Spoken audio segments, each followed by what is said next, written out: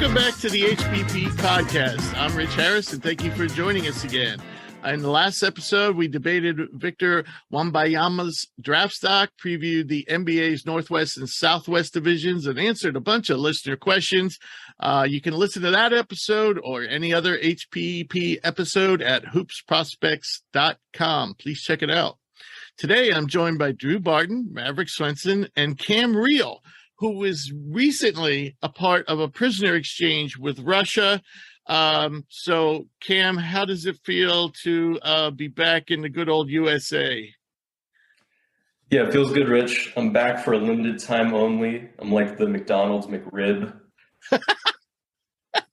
I know you missed me. Wow, that wasn't even scripted. Good one. All right.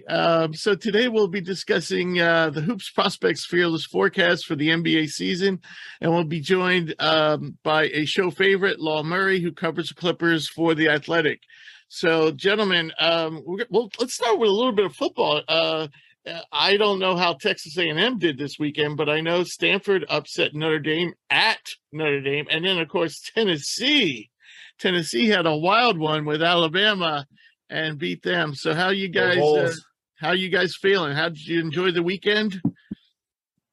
Yeah, Rich, I mean, I had a good time. I mean, as we've said on the show, I work for Stanford football, so nice bounce back win after a really disappointing loss against Oregon. I'm sure Cam is hyped.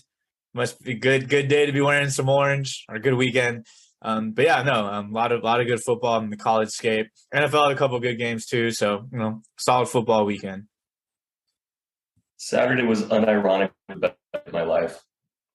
People don't understand that is one of the biggest rivalries in college football, and we have lost to them for 15 straight years.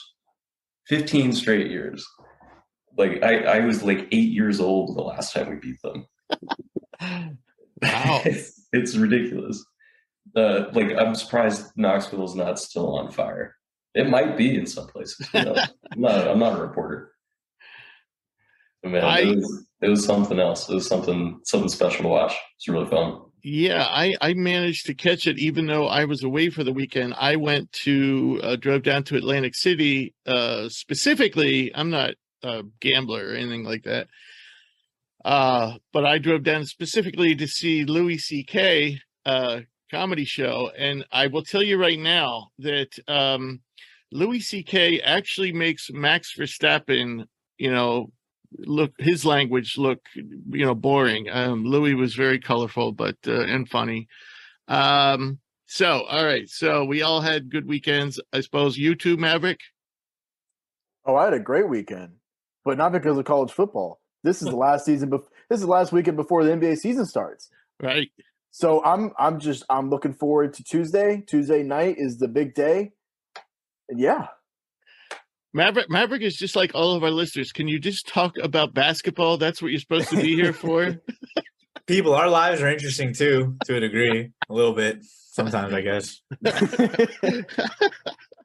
All right, so let's move on to some news, mostly NBA stuff, mostly NBA injury stuff. But the first thing is the Jordan Poole, Andrew Wiggins got long-term extensions from Golden State. So I guess the main question, and we'll start with Drew, the Warriors fan, I guess the main thing is, how does this affect Draymond Green's future with the Warriors? Yeah, I mean, unfortunately, I think the writing's on the wall at this point. Draymond's time with the Warriors is very clearly coming to an end. From a basketball standpoint, this was the right move. I mean, Wiggins showed he was the second best player on the team last year, pretty much through the entire playoffs.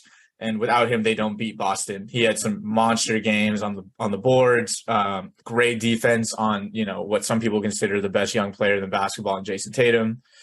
So Wiggins was kind of a must sign, and they got him for a bit of a discount, team-friendly deal. He took about 10, 12 million less than he could have.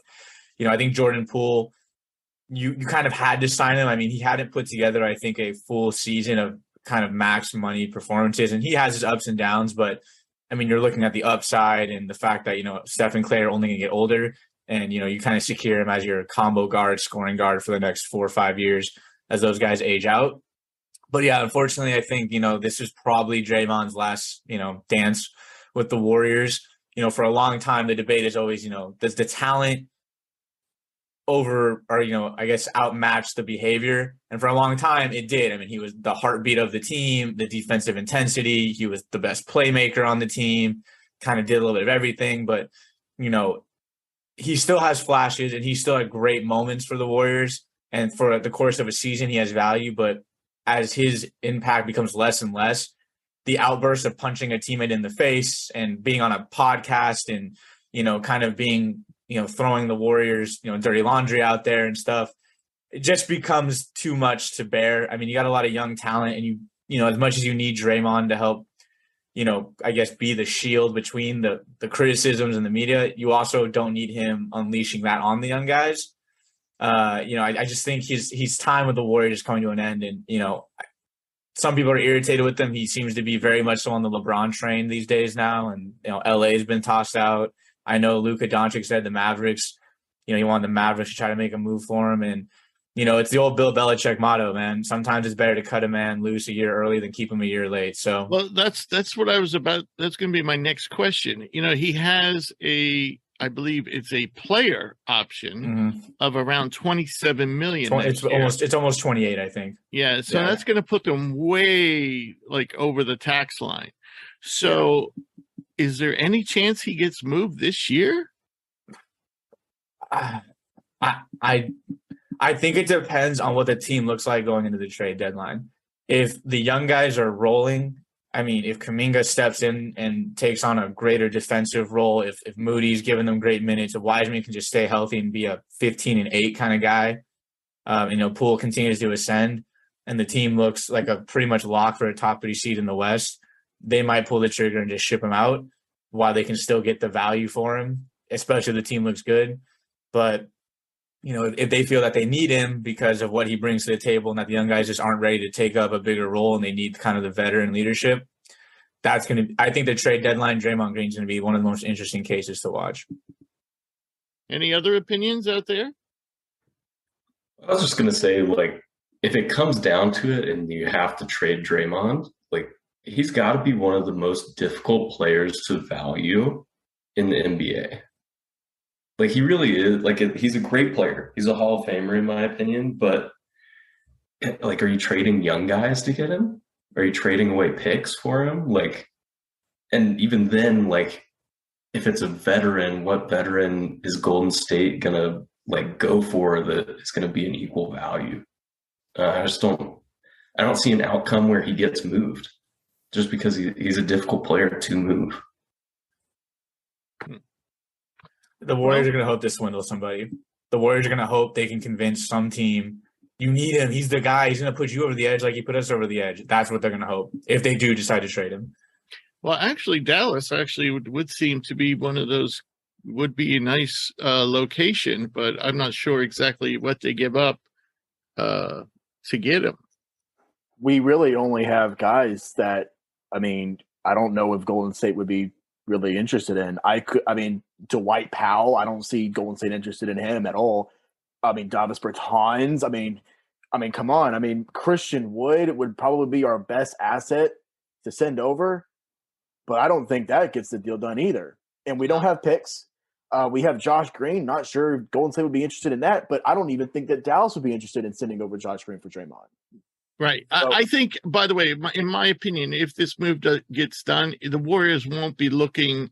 They won't be looking to get they're going to have to get a player in return for the cap purposes. But I don't think that's going to be their goal. Their goal will be to get draft picks or just to rid themselves of that tax issue next year. So I think at this point, with the young depth they have on that team, they can afford to let him go. And then the question is, do you want to stick it out for one more year where you're paying him, a lot of money and you're going to be paying the luxury tax? And I think the answer is no. So I say they trade him for anybody who can match his salary. It might even cut that person, assuming it's a 1-year contract, an expiring contract. So moving on, lot of injury news as we're getting closer and closer to the beginning of the season.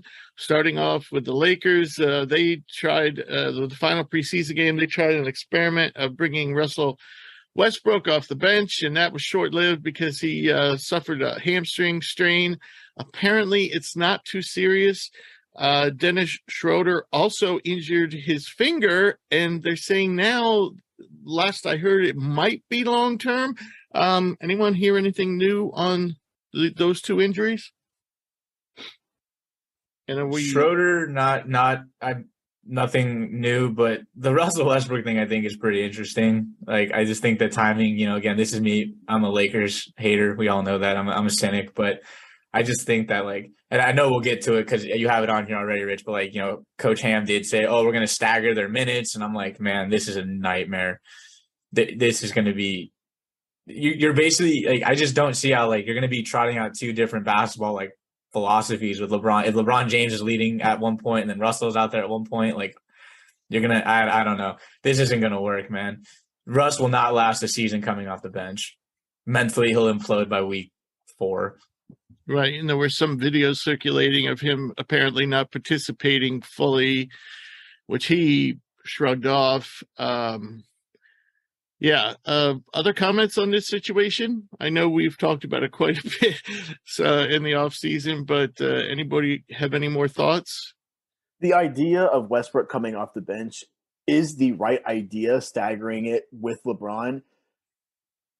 I think that egos kind of come into the way of this a little bit. I think it's for good reason, too. He is a former MVP, and I don't think that's ever kind of just go away. It's very similar to the Iverson situation whenever he started going down after he was aging and his career started kind of going down a little bit. Similar to that. The Dennis Schroeder thing worries me, too, because you sign him for guard depth, and we don't even know when he's going to come back. Because, he also had a problem with his visa. So he wasn't with the team at the beginning of the season. Now he's injured. It's just a making up for a disaster, considering all the injuries with previous players as well. Yeah, he's hardly had any time with them, though. At least he does have experience of playing with AD and LeBron, which I suppose is the most important thing. But point taken. I will say, if there's anything the Lakers can afford, if there's a position where they can afford to lose a guy, it's certainly at point guard because, Reeves can play there. Of course, LeBron is the de facto point guard when he's on the floor. Even Kendrick Nunn has played point guard, at times, though he's not ideal. He's really a score first guy. But they have plenty of guys' bodies that they can plug in at that 1 and 2 spots. Lonnie Walker can play the 2. All right, so let's move on to the Bucks. The Bucks, Chris Middleton talked earlier this week that he might be ready for the season opener, and then Shams reported that Middleton won't be back till some point in November. And in the meantime, Pat Connaughton, who was supposed to start for Chris Middleton, is now going to be out 2 to 3 weeks with a calf strain. Any concerns here? Bucks getting off to a slow start, or could someone like Jordan Wara or someone else step in there and hold, keep their finger plugged in the deck and the dam until everyone gets back? I think they'll be all right. They're definitely not going to probably get off to a roaring start. But I think, like I had said on our last episode when we reviewed the team, look, this is Giannis's team. The concern is, does Giannis carry such a burden early that he runs out of gas down the stretch? Of course, but at the same time, there's no precedent of Giannis, his energy dipping. If anything, he picks up the intensity. It's one of the things that makes him, in my opinion, the best player in the world, is that he always seems to come back a little bit better, always says the right thing, and always gives maximum effort. Whether he's out there with 2 other All-Stars or he's out there by himself. So I think they'll be okay. They'll be happy they'll aim to probably be in a top 4 seed by the time Middleton comes back. They're the 4 seed in the East at that time. I think they're fine with that. Between Holiday, Portis, and and Giannis, you've got to feel confident. I mean, that's still a better three-man core. And Grayson Allen too. Grayson Allen, like that's a better kind of core than like the Magic or the Pistons or the Hornets, the Pacers, the Bulls. Like the Wizards, like they'll feel confident that they can probably maintain a top 4 spot, and then hopefully Middleton comes back, and then they can take off maybe around the All-Star break and try to push for a top 2 or 3 seed. Okay. Anybody else?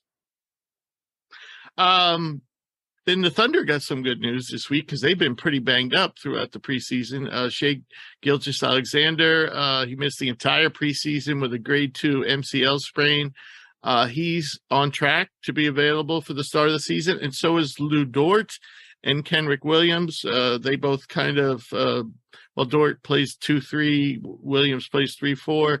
And they should both be back for the season opener. And finally, we got some good news about Emoni Bates. I think it's good news. ESPN reported that the incident with Emoni Bates with the gun charges are going to be reduced. Instead of being a felony, they're going to be reduced to like a misdemeanor, and he has to do some things, community service like things. I don't remember the details, but he's also back at school and participating. Apparently, they said he was doing all activities in school, so I assume that means he's back with the team.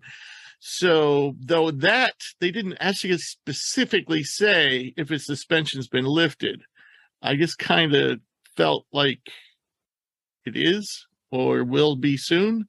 But anyway, for those of you who don't know, Emoni Bates was considered a lottery prospect heading into last year, but he wasn't eligible for the draft. And then he had a pretty mediocre at best season with Memphis.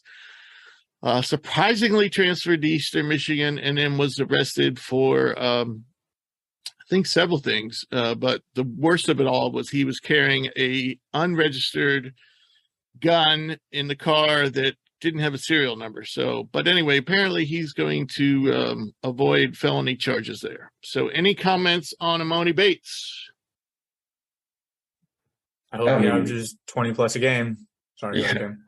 Right. Well, I mean, I'm happy to see the kid get a second chance. Right. You know, I mean, what, he's 18? 19, probably 18, 19, yeah.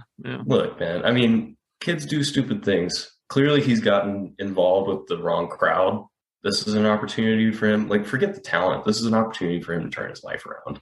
Right. It was funny because the story, the blurb said, this is a direct quote from Hoops Rumors. It says, Bates, who was once considered an elite draft prospect, is now at Eastern Michigan University. So some people have already written him off at the ripe old age of 18 years old. I think he actually might be 19 now, but you get my point. He wasn't eligible. He wasn't old enough to be in the draft last year. So, but once considered an elite draft prospect. And we talked about this on a previous show where we said that Bates is probably, right now a borderline first rounder, and, that could get worse or that could get better. If he didn't play this year, I would say it would get worse, and he might be, it'd be very questionable if he get drafted. But I think he's going to play, and if he does extremely well, maybe he, solidifies himself in that first round territory again. Though I must say it is a very questionable decision to go to Eastern Michigan, because no matter how well he does this year, everyone's going to always say, but he played at Eastern Michigan. So poor decision, I think, but maybe that's what he needed. So hopefully things are turned around. All right, so now it's time for our NBA Fearless Forecast. And for those of you who haven't been following our site over the years, we always do a yearly NBA set of preseason predictions, and you'll get the idea as we go through this. But this year we did it a little different. We took a poll of current and former HP analysts, plus just a couple of friends of the show. The poll participants were Cam, who is here, Connor Youngberg, who was a former intern with us and now writes about the OKC Thunder on Fansided. We have Daniel Schulman, who is a off and on analyst for us. We have Drew, and we have Eric Kerr, who was a long time with us and was with us at the beginning of the show last year. He's now a sports reporter for WPTZ NBC5 News in New York. We have Keith Brzezinski, who's the managing partner at Nothing But Net 44, which is a podcast. We have friend of the show, Kevin Barton, who is a YouTube creator, basically kind of does NBA material like we do. We have former HP analyst Lee Branscombe, who was with us for a number of years. And, of course, we have Maverick and myself. So won't go through everybody's voting, but we'll start with what we did was one of the first questions was, how will the teams finish in the Eastern Conference, predicting from 1 to 15. So I will read that off, and then we'll throw in comments.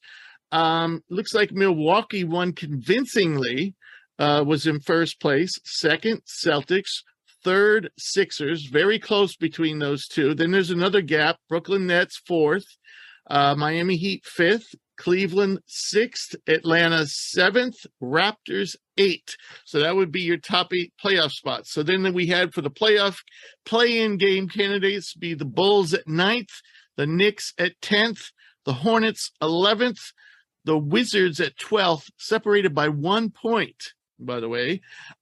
Pistons 13th, Magic 14th, Pacers 15th. So, gentlemen, I'm going to start with you, Cam. Do you have any comments here about this order? Anything surprise you? How does it match up with what you predicted? I think the composite came out pretty nicely. And I think like if you looked at like a spread, this would be very far off from these teams' odds, playoff odds. I think the Nets are the real wild card. They could go as high as first, as low as 7th in my mind. I don't see them ending up in the play-in this year. I think they have too much depth surrounding their stars. I think the Bulls could creep up again higher.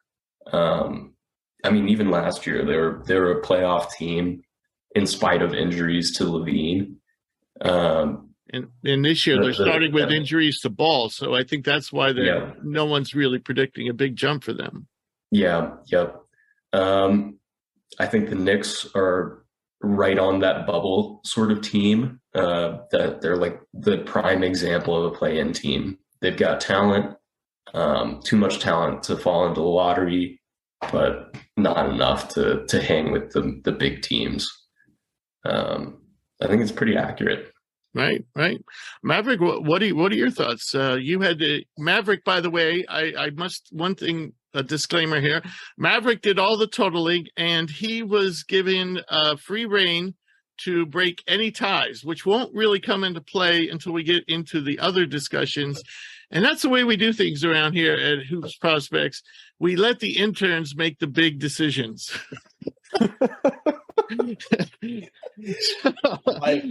Because for legal reasons. I appreciate that, but I have a big issue with one of these teams because I understand they have the talent. And I understand they have the depth. But I don't understand why Boston is so convincingly at 2. Wow. I had them at 6. And I think that there's a bigger concern with Robert Williams' injury than people are making it out to be. Because now you're starting, I believe, a 35-year-old Al Horford at the 5. Plus, I haven't even touched about the coaching debacle. I haven't even touched that. Why are people not making a bigger deal out of those situations? I get that they have a top duo in the league. I get they added another injury-riddled point guard in Malcolm Brogdon. who I don't even know if it is going to start. How many minutes is he going to play? There's a lot of moves that have been made and a lot of moves that have happened that are being overrated and underrated with this team just because they made the finals last year. They're not near a lock. They're not near a lock for the finals again. Not for me, not near a lock. They are a playoff team, but I think that the coaching situation is not being highlighted enough. I think the Robert Williams injury, I haven't seen it talked about anywhere. And the Brogdon move, there's a reason why he was only traded for players that didn't even come off the bench in the playoffs. I can't believe they were ranked this high with our poll and our genius and great analysts that we have here. Well, this genius right here, I picked them to finish first. Now, I didn't have them winning the Eastern Conference, which we'll get to later. So I will answer some of your questions. Number one, basically the core that returned that got them to the finals last year is all back, and they added Brogdon.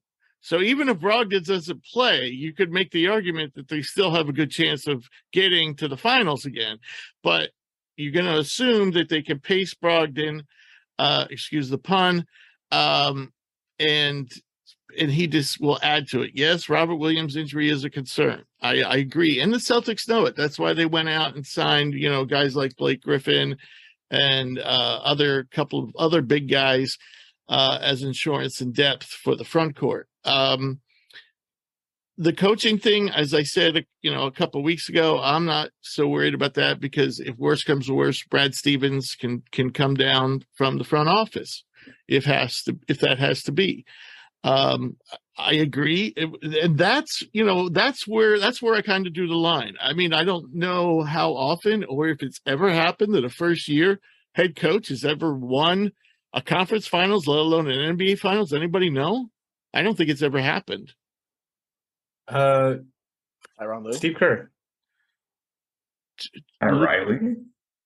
I'm pretty sure Steve Kerr's first year they won the title. Did they? Okay. Well, yeah. But it's not very uncommon, and right. He inherited a great team, but still. Right. I probably should have researched that, but I didn't think we'd be talking about.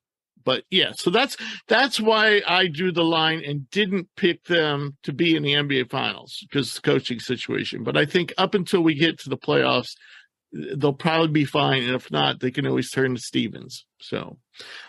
Drew, you're the only one that didn't get to throw their 2 cents in here. What do you think about the order? Yeah, I mean, I think Cam was pretty spot on with saying that this is generally, I think if we look at, the betting odds, once, the season starts, this is probably going to look very similar. I have Philly winning it all, or not winning it all. I'm sorry, winning the conference this year. I think that they've been so close and they've been spending so much time as like that other team in the East, whether it was to the Bucks or to the Raptors. And I think this year, I mean, I loved what I saw from Tyrese Maxey in the preseason. I think his ascension is going to be the key. Harden, by all accounts, is saying the right things, is showing the right sort of like physical change to his body. And I still think Joel Embiid, I mean, we'll get to that later, but, spoiler alert, I have Joel Embiid winning MVP. So I think they added and maintained enough pieces around them. I mean, I loved the Anthony Melton pickup. I think that just solidifies that kind of guard rotation. I don't know what they'll do with Matisse Thybulle, but maybe they decide, hey, we can use you solely as a defensive presence now because we picked up Melton and Harden's going to be out there roaming around as a ball handler. I think PJ Tucker just adds that, for whatever reason, every team that seems to be one step away from contending for a title thinks PJ Tucker is the cure-all. And to a degree, it's kind of proven somewhat true. He's always kind of on those teams that are in contention. I think Tobias Harris went from overrated to now underrated as a player. I think like he has swung so dramatically. Like for a while there, we were just like, this is a horrible signing. Now it's like, yeah, he's not Jimmy Butler, but he's pretty much going to give you 15, 17 points a game, can hit the three, does nothing great, but nothing horrible. Right. And then, Montrez reinforces that front court. So I have the Sixers winning. I think a team that is going to be really interesting. I mean, it's the Charlotte Hornets. I mean, we have them by 1 point in the play-in at the 11th spot. There's a reality where I think this team could finish last. No, they would be out, wouldn't they? Wouldn't it be 7? Oh, you're right. It's 9 and 10. You're Right. 9 and 10. So we have them out. They're quite the distance away from the Knicks. They're out. I'm like really low on this team for this coming year. Yeah, I agree. I think that in terms of outcomes, this team, I would not be shocked if they came in last. I mean, I think like the Pacers are obviously operating. We're assuming they're going to operate at a big talent deficiency. Technically, Hield and Miles are still on that team. Like, if for whatever reason they decide, because the Pacers aren't known to tank, say we're keeping them, and Halliburton continues to ascend, and maybe one of the rookies and like Ben Mathurin picks up, they might be better than we think. I think the Hornets, I'm looking at their roster, I don't like any of it. And then there was the James Bo Knight news that just broke. He just got arrested for I think a DUI or something. Oh boy. So there's that issue. I just think this is a team that is an injury to LaMelo or Terry Rozier away from being the worst team in the league. Yeah. Possibly the worst team in the league. If something happens to Melo or Rozier, this team is going to be awful. And if for whatever reason James Bo Knight is, removed from the team, disciplined, I thought he would be better anyways coming in. So he's kind of disappointed. Right. So I thought maybe this be a year he kind of breaks out because he kind of has to. If I had the preseason like Book Knight did, I would be drinking as well because he stunk it up. He was horrible. And so I'm just looking at this team and I'm like, behind LaMelo, who is also dealing with an injury. I think he's going to be cleared to play, but he was a little bit banged up. You have Dennis Smith and Theo Maledon. Okay. Who was just signed, but both of them who were just signed. Yeah. Terry Rozier, is fine as a scorer, but again, behind him, you have Cody Martin, Gordon Hayward's. Cody Martin's been hurt all preseason. Yeah. So, anyways, not to go and ramble, I really like Philly this year. I think this is the year that they can establish themselves at least as like, hey, we're going to win this conference. I definitely think they want to. I think last year they felt that, they didn't have the time to get hard and acclimated, and Joel might feel a bit slighted not getting MVP. I think this is kind of a revenge year for them. And I'm really worried about Charlotte. Like, I think there's a reality where we're looking at this, and Charlotte is the worst team in the league. In the league, not just in the conference, in the league. Yeah. I think the Wizards are clearly going to be better than them. And then the question, I think the Wizards are going to give the Knicks and the Bulls a run for their money for, one of the play-in spots. The one thing that really surprised me was Cleveland and Atlanta. I have Atlanta winning that division, and they're not in the same division, but I have Atlanta winning their division over Miami. And I thought the thing to me was, who's better, Cleveland or Atlanta? They both made significant moves. Who's better? And I found it really tough to make up my mind there. And I'm kind of surprised there's a pretty significant gap where our pollsters like Cleveland better than Atlanta. Any comments there? Yeah, I'm really high on what Cleveland can do. I think their defensive ceiling is really high with the combination of Allen and Mobley in the backcourt, or in the front court, excuse me. But now they have that scoring punch. Like, this is the kind of team that you want Donovan Mitchell to be on. You want him to have to go out there and focus only on scoring. And that's what he's going to be able to do with this team. I really like DeJounte Murray's fit so far from what I've seen with the Hawks. But I think, correct me if I'm wrong, I think they had the number 1 or number 2 offense last year. I think it was 2. It was 2. Yeah, but probably one of the bottom 5 defenses. And even with adding DeJounte Murray, they're not changing that. As long as you have Trae Young on the court, you're going to be a defensive liability as a squad. I just don't. I think in terms of standings, like the teams that they have to go up against, there's some real size in the Eastern Conference that you have to contend with to get into that top 3 range. And like with an aging Clint Capella, leaning a lot on second-year guy Okongwu, I don't see them like really breaking into that upper echelon. Okay, fair enough. All right, so when we talked about the West, we did the same thing. And here we had a tight race for first. Very tight race. The Clippers edged the Warriors by 2 points. Finishing solidly in third were the Nuggets, 4th Grizzlies, 5th Mavericks, 6th Pelicans, 7th Suns. Suns drop all the way to 7th. Timberwolves 8th. Lakers 9th. Portland 10th. So those are your 2 play-in teams. Sacramento right on Portland's butt, separated by 7 points. Then the Rockets all the way up to 12th. Spurs 13th. Thunder 14th. Jazz 15th. And I think, when I look at these standings, and I'm going to go back to the East for a second, and Drew alluded to this, was when we look at the Jazz and when we look at the Pacers, I don't think it's that we think that their talent is so bad. We just don't know who they're going to unload. If Miles Turner and Buddy Hield are not playing for the Pacers, they could be the worst team in the East. But if they are playing, they actually might challenge maybe, for the 10th spot in the conference to get in a playoff game. And I think you can say, personally, I've been saying that the Jazz aren't as bad as people are saying. And I think if they keep everybody that they have, and they don't tank on purpose, that this team could challenge a team like Portland for the 10th spot, because I really think the talent really drops off between the Lakers. I mean, you can see it in our voting.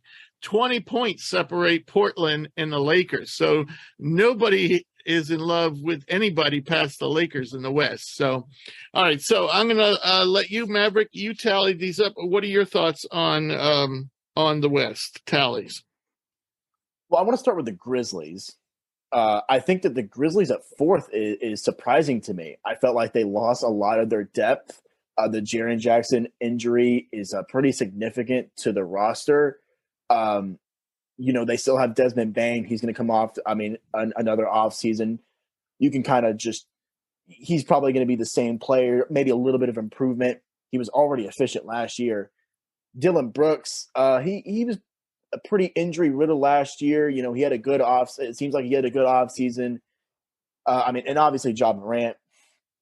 But I don't know. 4th with their depth and injuries, it seems a little high to me. But now to what I really want to talk about. Let's say we predicted the future, and that these are the results that this is the standings at the end of the year playoff time. I believe that this would be the first time that a 5th seed would win the NBA championship. I am so high on the Mavericks with their additions and their improved defense, development, their improved big men. I am so high on this team. It's not because my name is Maverick, okay? Or because he has a Luka Doncic jersey hanging behind him. The system around Luka fits so perfectly and now after Luka got Dwight Powell, his starting center, Dwight Powell, to the Western Conference Finals. Now you have JaVale McGee and Christian Wood to come in and take off some of this scoring load. Development of Josh Green, a bench unit that features a solid volume shooting rookie in Jaden Hardy. Spencer Dinwiddie can also lead the second unit. He's going to be starting, but he's probably going to be kind of staggering minutes with him and Luka. You have the shooting, the defense, the big men play, the coaching, and you have the MVP in Luka Doncic. You have all of that. That is the making of a championship team. I cannot believe that they are 5th. I think they are grossly underrated. And if that is what's coming in with the betting, if they're ranked 5th, it should be over all the way. All the way. Wow. Now, by the way, whoever edits this show, every time he says, I am so high on the Mavericks, just cut out the word Mavericks and it will start to make sense. Okay. No. Okay. Now, in our poll, the highest anyone projected the Mavericks in the conference was 2nd. The lowest was, Rich Harris put them in 8th. So I just don't see the star power. I don't see the depth. All right. So that's my take. Drew, what are your thoughts here on the Western on the Western Conference in general, not the Mavericks? Yeah. We talked about, when we previewed the Pacific, that the Clippers and the Warriors were probably the 2 teams to beat. That's how it shook out. Even as a Warriors truther, I gave the Clippers the nod. I just think that it's going to mean something to the Clippers after having dealt with injuries. Like, they're going to come out. The hope is that they're fully healthy, and I think that they're going to definitely put a little bit more emphasis on the regular season. I mean, if you look, they had the disappointment in the bubble, and then Kawhi and Paul George have been out of the lineup. Like, they've yet to really put it together the way we thought they would 3-4 years ago. So I think the regular season is going to matter a little bit more. I actually have the Warriors third, which is surprising though, now that I think about it. Because I think Denver? Behind Denver, because I think Denver's the same situation. I think Denver's going to come out. Jamal Murray is itching to play. Michael Porter, if he stays the same, is a massive improvement over any option scoring wise, especially third option that they had last year. And again, I think that it's going to mean something to them. I love the addition of Bruce Brown and KCP. I also think that personally, I think Bones Highland's going to take a good step forward. I don't project him to supplant Murray, but I think he's going to be coming in and just, I love the confidence that kid plays with. He's not afraid of the moment. He made some plays against the Warriors in the playoffs when they were severely undermanned. And now the pressure is going to be alleviated. Like, hey, you just have to come off the bench and give us 12, 15 a game. And every once in a while, give us 25. Can you do that? I totally think he can. Where I think this gets interesting is the middle of the pack. When you start looking at that 4 through 8 seed, I think every team we have, Grizzlies, Dallas, New Orleans, Phoenix, and Minnesota, I think that can go any way. I think every single one of those teams has a legitimate star or two to rally behind. I think they have 4 or 5 players deep easily. They each have a guy or two off the bench that can come in and give them minutes. I mean, I'm low on the Suns. Clearly, we all are. We're going to have them going from winning 60 games to being 7th in the West. But I mean, maybe Chris Paul can continue to fight off Father Time. Maybe Booker ascends to another level as a scoring champ. You never know. The thing that is interesting about the West is I think those final 4 teams, Houston, San Antonio, Oklahoma City, and Utah, there is such a big drop-off that I'm actually kind of curious to see how those final 4 teams shake up.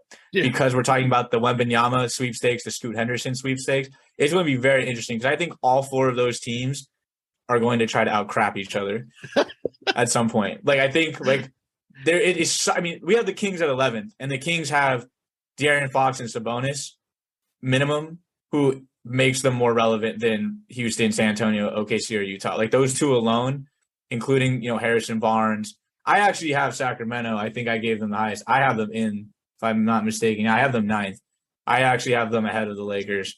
Screw it. Because this is it. This is the year. They're making the play-in. I still don't think it really counts. I can't stand the play-in. I think it's like a total cop-out. But they're going to do it. They're going to finally break the playoff curse, I think, and at least make the play-in. Actually, technically, play-in, according to the NBA, is not the playoffs because your statistics. I don't know why, but like your statistics in the playoff game. Watch somebody like one time go for over 100 points. Break Wilt Chamberlain's single game record. Didn't happen. And the statistics goes into the play-in game statistics. It's not playoffs. It's not regular season. It's the play-in game statistics. So, yeah. But here's what I'm going to get to you in a sec, but I just want to note the plateaus here. Very interesting and very, very distinctly defined. There is between Denver in 3rd and Memphis in 4th, there's a 15-point gap. That's plateau 1. Between the Timberwolves and the Lakers, there's a 14-point gap. 8th and 9th. That's plateau 2. And then plateau 3, you have the Lakers in Portland separated by 20 points. And then you go down to 11th in Sacramento and 12th Houston, again, 20 points. So people definitely see, there's clear plateaus and I agree with the consensus. So Cam, get your thoughts here on the Western Conference. Whew. It's going to be wild. I think Drew hit on a couple of points that I agree with. I think the Kings might actually make it into the playoffs over the Lakers. But I want to highlight a team that I think has gotten kind of shoved into the middle of the pack because nobody's quite sure what to do with them. And that's the Pelicans. I actually, if you get a healthy season from Zion Williamson, I mean, this was a guy, he got all NBA votes not long ago. If they get a healthy season from him, they get CJ McCollum added into that mix. They've got a good batch of rookies. You get maybe a defensive player of the year bid for Herb Jones. I just think that team has a mix of play styles that I don't think really anybody in the league can match with. They can play fast, they can play big, they can go small, they can do it all. I wouldn't be shocked if they end up top 3 or 4 in the West. Agreed. Well, They're the hardest team for me to rank. Right. And if you notice it by our pollsters, 4 people picked the Pelicans to finish as high as 4th. Nobody picked them better than 4th. That was myself, Eric Kerr, Keith Brzezinski, and Maverick. So almost half the field liked them to finish in the top 4. And the only person to not have them in the top 8 was Lee Branscombe, who Lee, I'm not sure what Lee was doing. I think he thought we were making predictions on last season. But some of his picks were pretty crazy. So, all right, moving right along. Anything else on the West for anybody? All right. So we'll move on to the awards. And well, actually, before we do that, we'll talk about the conference champions and the NBA champions. But so following up on what we just talked about, 5 out of the 10 people picked the Bucks to win the East, and they got the most votes. The Sixers got 2, the Nets got 2, Celtics got 1. In the West, again, half the group, 5 out of 10 picked the Clippers to win the West. 2 to the Nuggets, 2 to the Warriors, 1 to the Mavericks. I wonder who that one was. So then for the NBA championship, we have a 3-way tie, and one of them surprising. So Maverick, again, like I said, interns make all the important decisions here. He was the tiebreaker. So he listed Clippers first with 2 votes. Bucks also had 2 votes. Nets also had 2 votes. Then the Mavericks had 1, Nuggets had 1, Celtics had 1, and the Warriors had 1. Now, clearly, you had to go with the Bucks over the Nets because the same 2 people who picked them to win the East also picked them to win it all. But the Bucks had many more votes to win the East, so you had to put the Bucks ahead of them. So basically, our NBA championships coming down to Clippers and Bucks. And Maverick, you are picking the Clippers? Well, out of those 3 teams, yeah. Right. Okay. But, okay. yeah. So why don't we, at this point, why don't we each make say who we picked and how confident we are in those selections? I'll start off. I picked, even though I had Boston finishing with the best record in the East, I picked the Sixers to win the Eastern Conference. I picked the Clippers to finish first in the West and also hold on to that top seed. And then I had the Clippers beating the Sixers. So I think we basically talked about it. We're going to talk about the Clippers a lot more. So with the Sixers, it's just as Drew pointed out, now we have the big 3 in Philadelphia, but we thought we had the big 3 before. So now we actually have the big 4. And what I'm referring to is when Tobias Harris came over, he was supposed to be part of the big 3 with Jimmy Butler. And then Jimmy Butler goes away, then Harden comes in. Or actually with Ben, excuse me. So you're supposed to have Embiid, Ben, Tobias, and then Ben leaves, and so then they bring in Harden. So Tobias is still supposed to be the so-and-so big 3, and that was questionable. Everybody knows that it was questionable whether he is a big 3. But he certainly, if you look at the Sixers and look at their top 4, I think it's hard to beat that top 4. Just with 4 players. Of course, you don't play basketball with just 4 players, but that's why, not to mention I mentioned before the Boston coaching issue, but I think you have to go with the Clippers, experience, depth, and including that experience at coaching. So, all right, Cam, who were your picks to win the East, win the West, and win it all? Yeah, I ended up going with the Bucks in the East. I just still think that the Bucks have added a little bit of depth this offseason, which is really what they were sorely missing last year due to injury. I just still think like the combination of Giannis, Chris Middleton's mid-range scoring, and Drew Holiday's defense is the best setup to win consistently in playoff basketball. And in the West, I went with the Nuggets, not just because I live in Denver, but we all saw what the ceiling could look like for that combination of players during the bubble. And honestly, that was before Jokic really hit his MVP stride. He basically carried that team to the playoffs last year, and not just play in like a playoff spot. He's getting back a borderline all-star, probably like realistically an all-star if he could play at that bubble level in Jamal Murray. And I think Michael Porter has looked really good so far. And all he has to do is shoot. That's the thing with the Jokic system is you just have to fit in role players and it works. I think with their Jamal Murray pick and roll with Jokic, they have probably the single most difficult play style to stop in the NBA. And when it comes down to playoff basketball, that's what you need.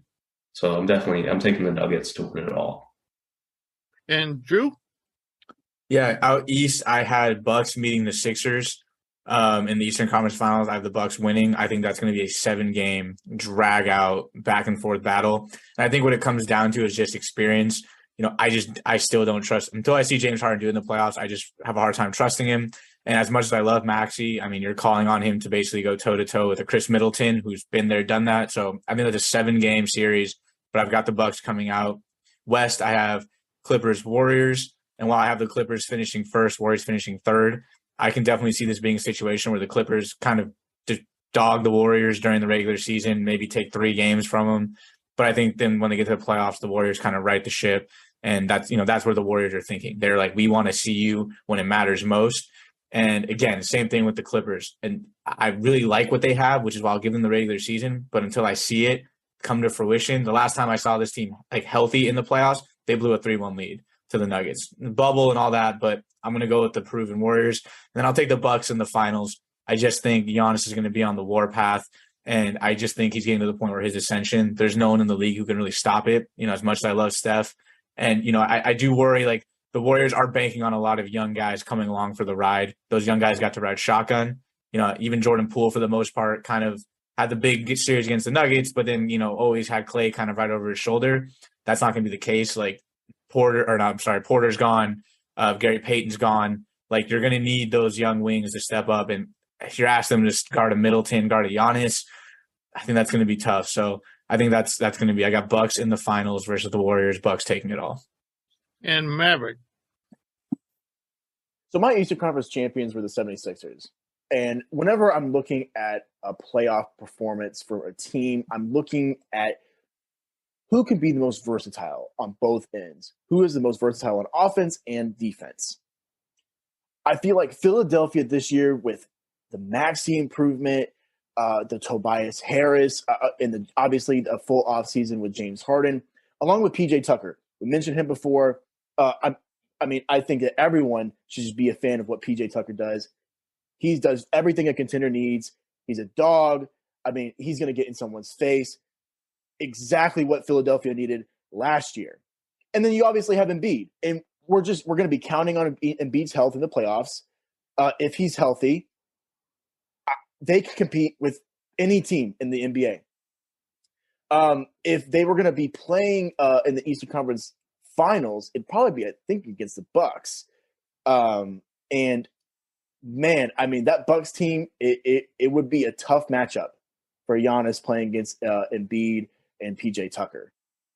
The Western Conference champions, I'm not sure why, but I was the only one that voted for the Mavericks. But listen, as far as versatility on the Mavs, they can play big, they can play small. That's exactly what they needed last year. They needed someone who was able to play big against Kevon Looney. Looney was killing the Mavs on the glass. No one could box him out. That was their biggest issue. They filled that hole while keeping the shooters and also another ball handler on the team. The Mavs do not need another star. Luka's usage rate is going to be through the roof probably for, the next 10 years. Another star is not necessary for Luka's play style. And then for the NBA champs, I have the Mavs. I think that the Mavs are gonna. I think the Mavs would expose Philadelphia. I know that we have. I know we have a Philadelphia guy in here. I'm sorry, Rich. I think that the Mavs would expose Philadelphia, and I think that he's going to Embiid. I think that Luka would expose Embiid on the perimeter. I'm sorry, Rich.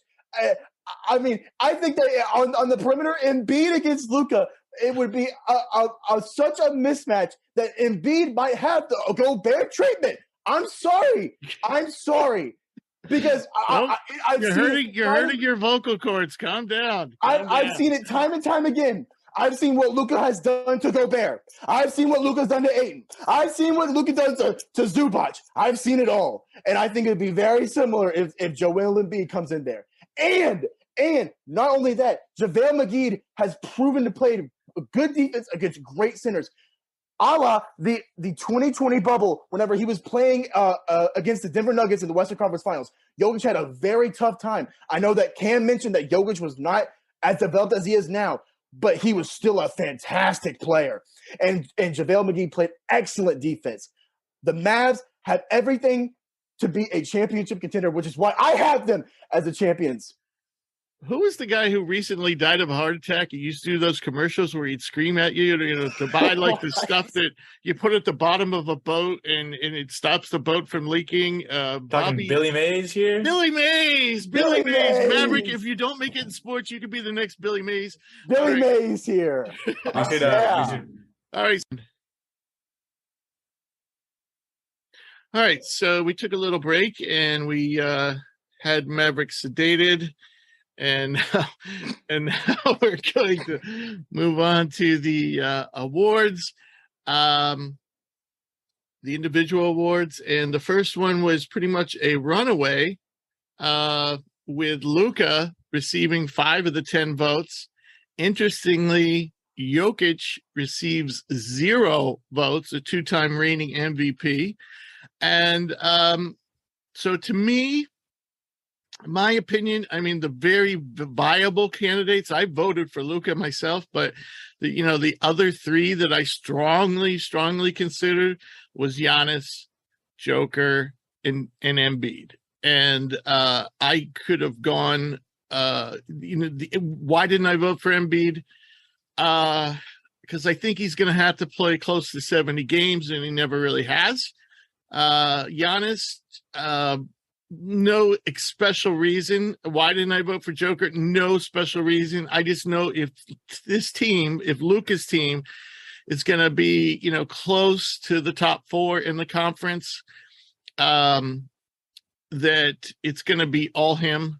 And, I don't know, Giannis and Luka and Joker are probably the 3, probably more so than Embiid, really, really carry their teams. And so to me, that makes them the 3 favorites. Probably Embiid would be my distant 4th.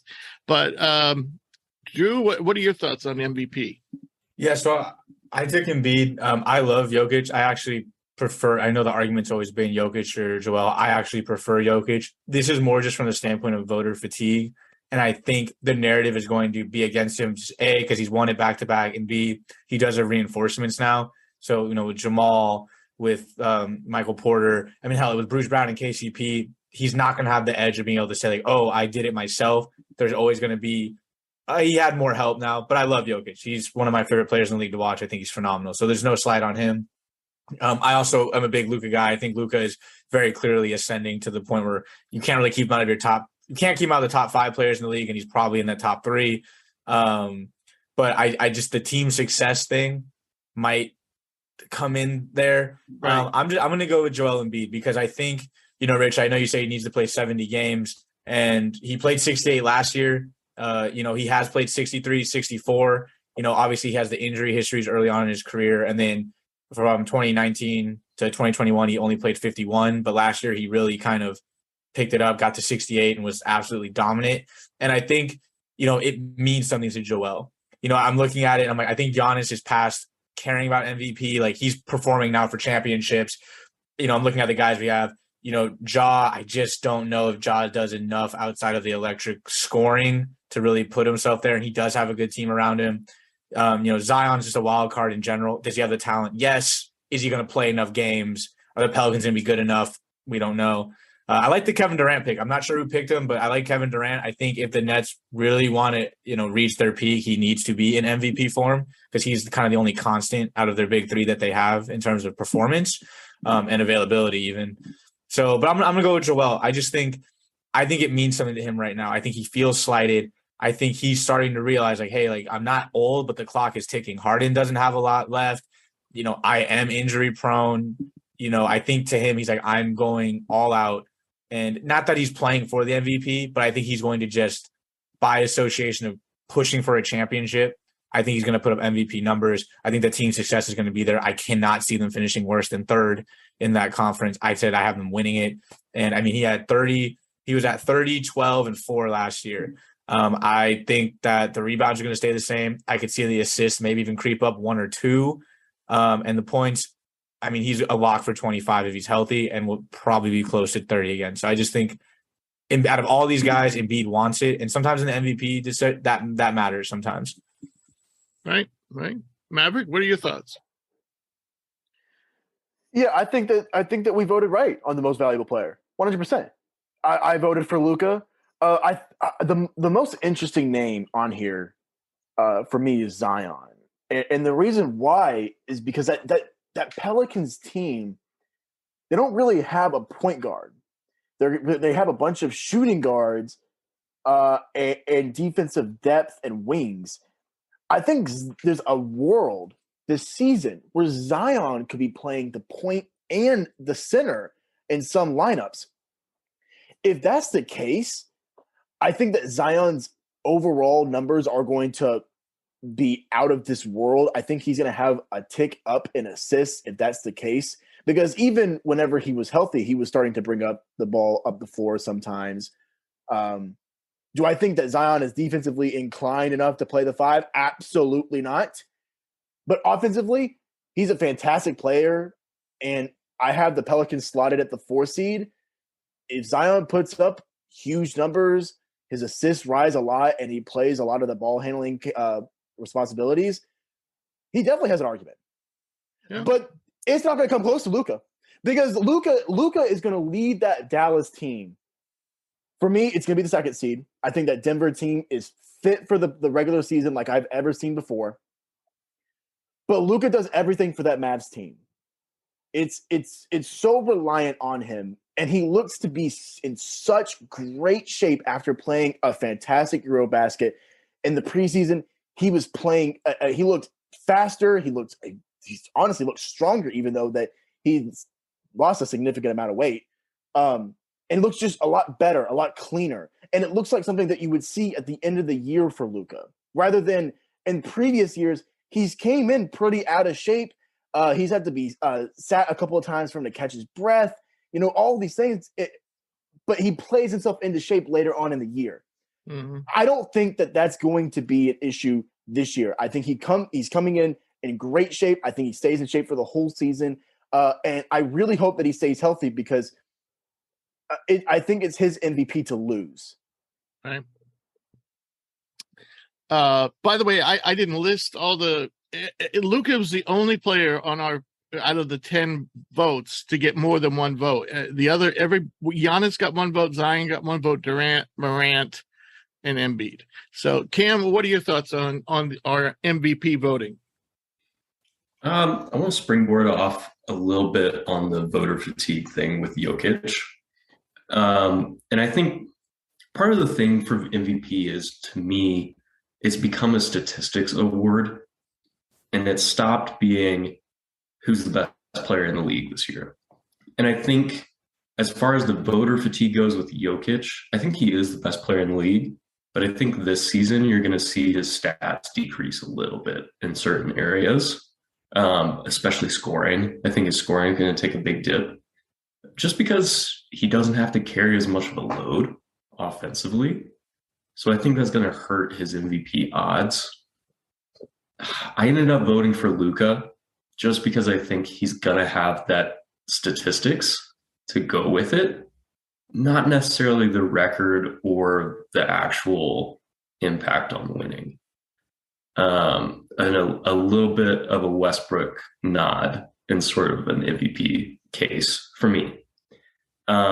I think the guy that I really have circled for a similar reason that Maverick outlined for Luka is I think Giannis went up a level this summer.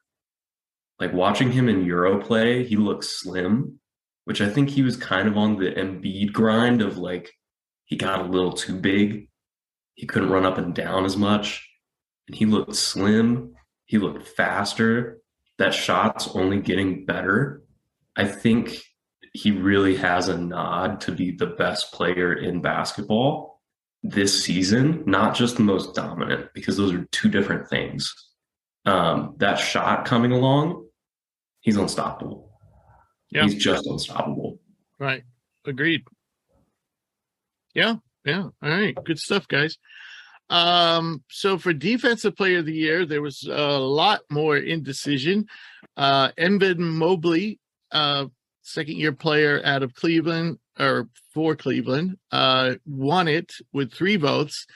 Kawhi Leonard and Giannis tied for second with 2 votes apiece. Mikal Bridges got a vote. Ben Simmons got a vote. And Bam Adebayo got a vote. I don't think any of these are bad picks, though I think Kawhi Leonard is probably the least likely to win it, personally, just because I don't necessarily think he's going to play.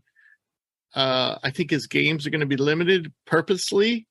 And so I don't know if he's going to play as much as the other guys. I voted for Bridges. But yeah, I don't really have an argument with anybody else. So what are your thoughts here, Cam? Yeah, I ended up going Mobley. I think young legs has a lot to do with defensive player of the year because it's an effort stat. And I think that goes into why Kawhi probably isn't winning that award ever again. But you look back to when he was dominant, he had the size to stick with like bigs, truly with bigs. And he also had the foot speed and the quickness to stay in front of guards. And Evan Mobley's the guy that has circled there. I think his length allows him to kind of play from behind with guards, even though he doesn't necessarily have the speed to stick with them. And his rim protection is ridiculous, especially when you combine it with Jarrett Allen. I think he kind of takes away the shine of Jarrett Allen in a couple of ways. But I think that defense is going to be really solid in spite of the fact that they don't have any guards that can contribute defensively. So that's definitely a reason I had Mobley circled. I like the idea of Ben Simmons getting back into the argument. If you see that Nets team with a top 5 defense come voting season, he's going to get some attention there. And he truly is one of the best defenders in the league. Like one-on-one, he can take any matchup. He can play just about any position defensively.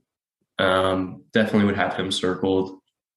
I don't like Mikal Bridges this year just because I don't trust the Suns as a team right now. Bam Adebayo, you always got to look out for.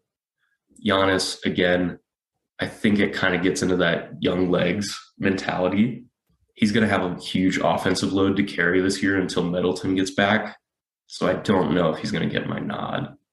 But I think Mobley's the favorite right now for me. Right. What are your thoughts, Drew?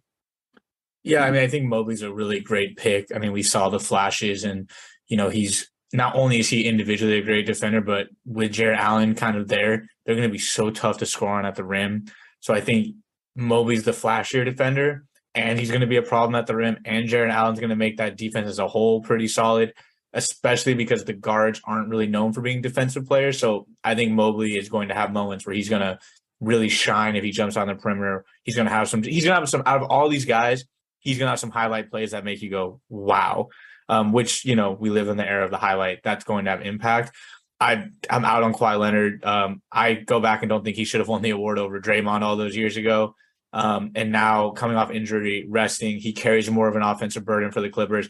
I just don't think sitting in a chair, is he still a great defender when he needs to be? Absolutely. We've seen him go toe-to-toe with Giannis in the playoffs. But for a season-long effort, it's not something that's going to, I think, just fit what he needs to do this year. Giannis, like Cam kind of said, I think voter fatigue. He's got to carry the offensive burden. So he'll be a great defender just by his strength, his size, his athleticism. But again, I don't think this is going to be him sitting in a chair actively taking out other teams' best players. Bridges, I think last year was his best shot. The Suns are probably going to need more offense from him.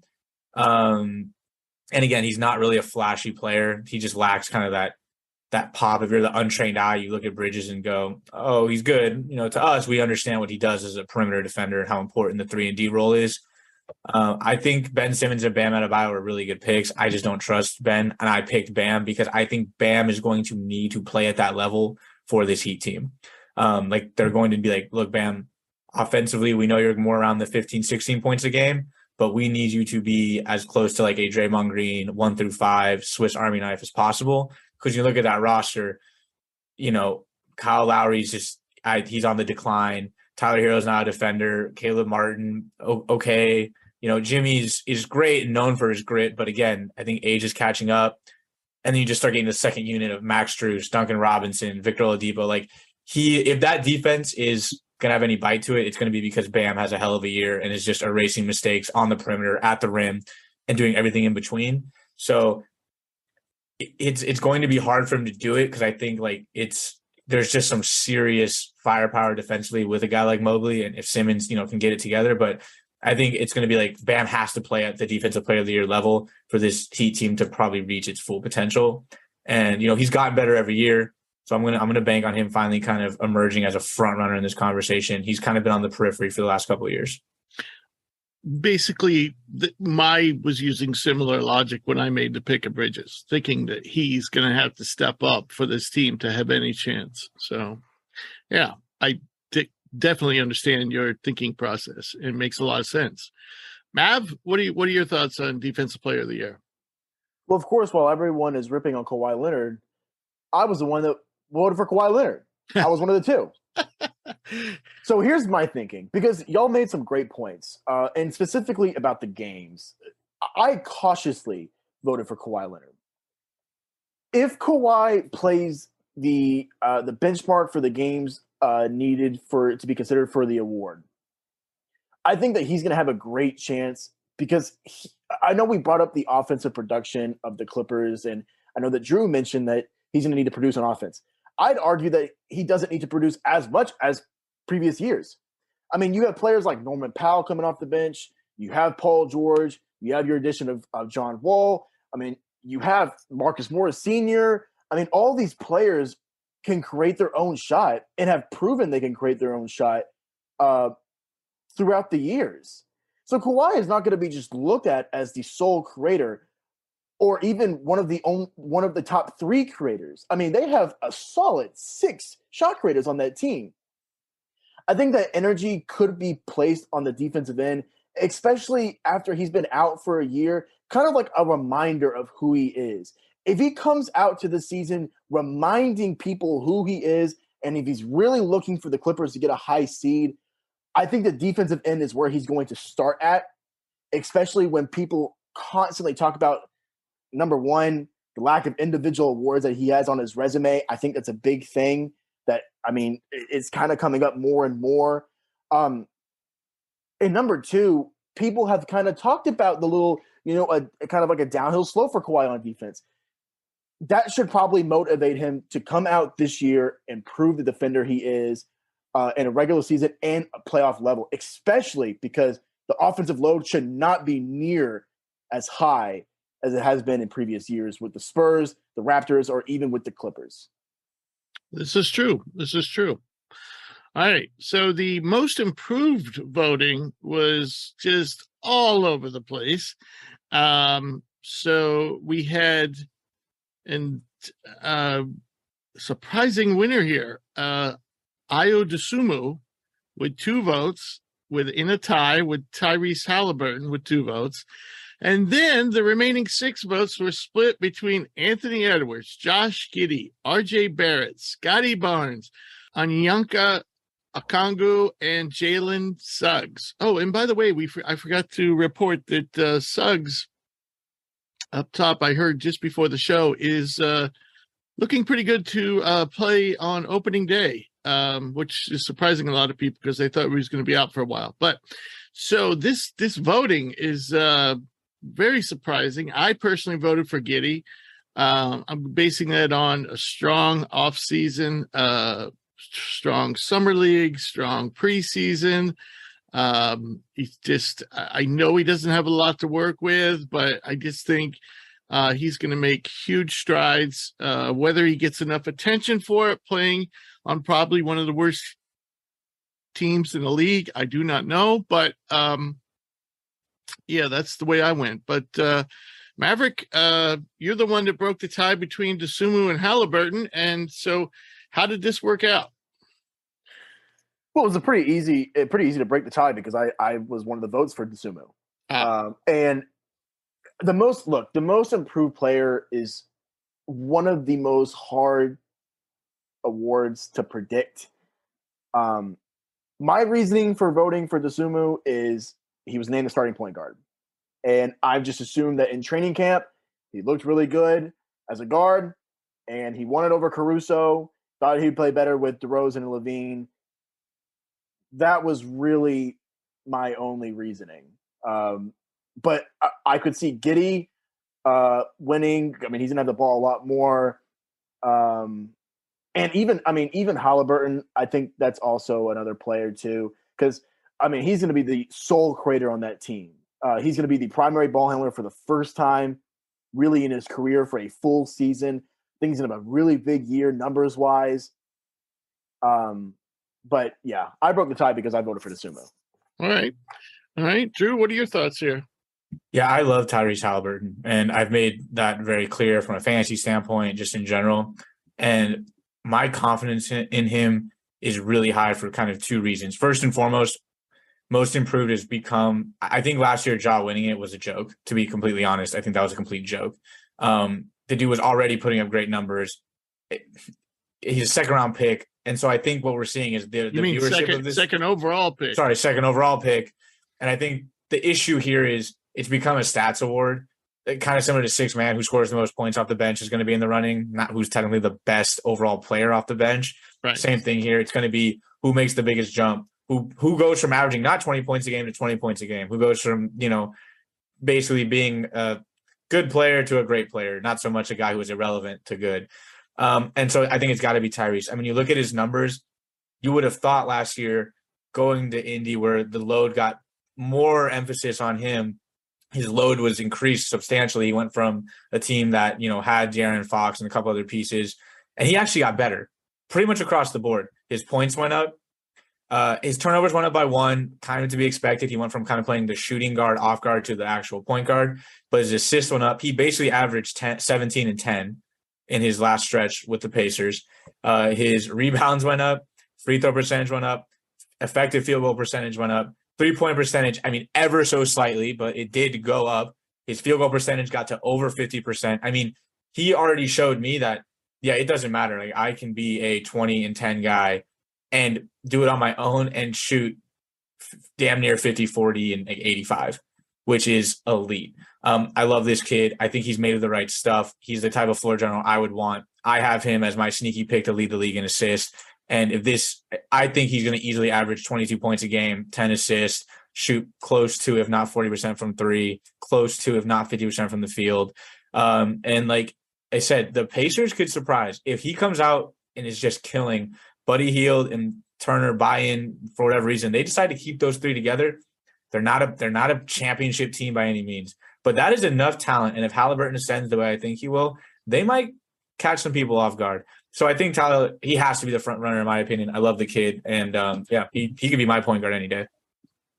Cam, who'd you go with here?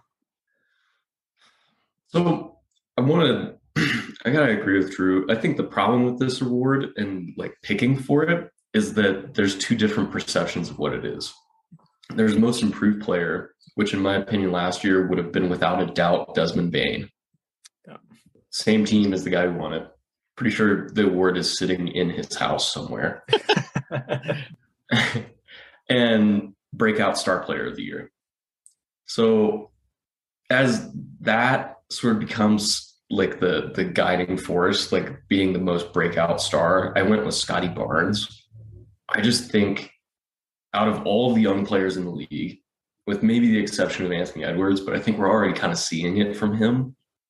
I think Scotty Barnes is perennial all-star, all-NBA. He's that type of guy.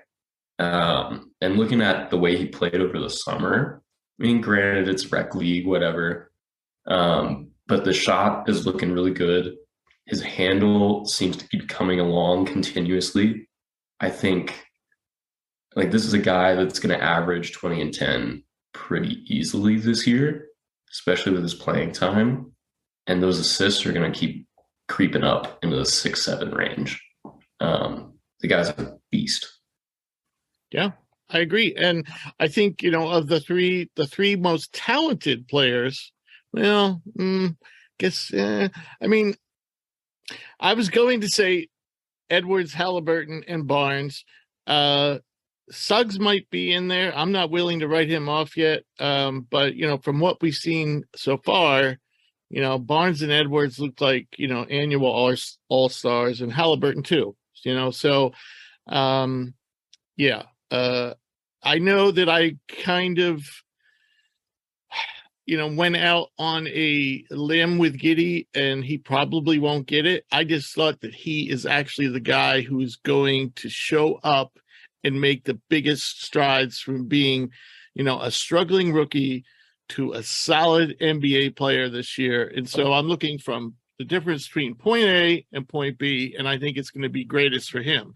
Is Halliburton going to be a better player? Yes. Is Edwards going to be a better player? Yes. Is Barnes going to be a better player? Yes. DeSumo, probably not, actually. But yeah, that was just my opinion. Looking at point A, the difference between point A and point B. All right, so now moving on to sixth man, this time we have a three-way tie with 4 other people receiving. So 3 people received 2 votes, 4 received 1. Of course, again, Mavericks breaking the tie. So Christian Wood for the Dallas Mavericks is our winner. Tyler Hero finishes second with 2 votes as well. Jordan Poole, 2 votes as well. Bojan Bogdanovic got 1 vote. Seth Curry got 1 vote. Norman Powell got 1 vote. That was my vote. And Herb Jones got 1 vote. And I will say, I like everybody on this list. And I think I can understand Wood. And especially since they're saying he's not going to start, so he's going to be getting starter minutes, but not officially being a starter. Of course, Jordan Poole is probably in a similar situation. So, yeah, I mean, I went with Powell just because I feel that he too is going to be playing starter minutes. Is actually going to get plenty of time with Paul George, Kawhi Leonard, John Wall, all, get their days off. And I think he might end up being maybe the leading scorer on that team and maybe the most consistent performer night in and night out on that team just because of days off. So that's why I went with Norman Powell. Maverick, you broke the tie here. What are your thoughts? Yeah, so I voted for Christian Wood. To probably no one's surprise at this point. I think that he's one of the X factors for the Mavs, and I think what I've seen so far, it looks great. He looks great with the team. He looks great with Luka. He looks great in the system. He loves to pop, but he's also a very talented roller, and I think that right there is what's going to separate him from the other players. Because, I mean, these other players, they're all very similar. And a lot of these 6-man of the award goes to guards. Yeah, shooters. Tyler Hero, Jordan Poole, and you can even say Norman Powell are all high-volume shooting guards. So I think just looking at what the voters like to do, because, I mean, they like to be different sometimes. And now you have a rare big. The last one was Montrezl Harrell. You have a big coming in who had a huge impact on a winning team. I think that Christian Wood will get the 6-man. But Jordan Poole, too, I really like him. And especially after everything that happened with Draymond, I could definitely see him winning the award as well. Yeah. Drew, what are your thoughts here? Who'd you vote for? Yeah, so I'm on with Christian Wood because, as I said earlier, I think that this award is basically it's so stats based. I don't think it at all it takes into consideration who's having the best impact off the bench. Like, it's who scores the most points. And when Matt said it, my thinking was Montrezl Harrell. There's like a precedent for a Christian Wood type to win this award. You look at when Montrezl won the award, he averaged 18.6 points, 7.1 rebounds, shot 58% from the field, but didn't shoot from three. Christian Wood last year, 18 points a game, 10 rebounds, 50% from the field, 39% from three. So if he's putting up numbers like that. And that was actually an off year for him. And the year before he was at 21 and 10. So he had a generally down year. So, I mean, if you're telling me that he's going to give you – because he's going to end up playing starter minutes, which is also a thing where I don't think it should be so much role-based. It should be more minutes-based because there's no way in hell Christian Wood's not going to play 30-plus minutes a game. He's – on paper, he's probably their second-best player, statistically at least. So yeah. I have a lot of issues with this award, but I think the precedent is there for him to win it. A big who's going to average a double-double off the bench, right. Who also can shoot. I mean, he shoots the three ball at like last year. He shot close to almost 5 attempts a game and was at 39%. So he shoots the three ball as good as all these guards on maybe slightly lower volume, but from a percentage standpoint, it's not like he's taking 1 or 2 a game. He's taking close to 5. I think he's kind of a lock. The Mavs are going to be good enough, I think, to where they're going to win games. He's going to have some games where he comes off the bench and has 30 points, 12 rebounds, and everyone's like, "Oh, Christian Wood." When in reality, I like the player. I just don't really think he should be in the running for this. I think it should be minutes based. I think if you're 6th man of the year, you should be like under 25 minutes a game, or at least under 30. Under 30, sure. Yeah. Under 30 is probably more realistic, right? But yeah, so I got Christian Wood though. All right, Cam. Your final thoughts on 6th man of the year? Yeah, I mean, I went Poole. Jordan Poole just seems like the most layup of picks for this award for me. Like, he's going to come off the bench consistently. I don't see an outcome in which he starts too many games unless you have injury to Steph or Clay. Yeah, and I don't see a lot of other guys on the list that are going to have that team success. I know Harrow got 2 votes. I think he's going to start this year for the Heat. Yeah, that's possible. And realistically, if you think Christian Wood's coming off the bench all year, I don't think that's happening. Well, it could as a technicality, it could just be as a technicality, I mean, yeah.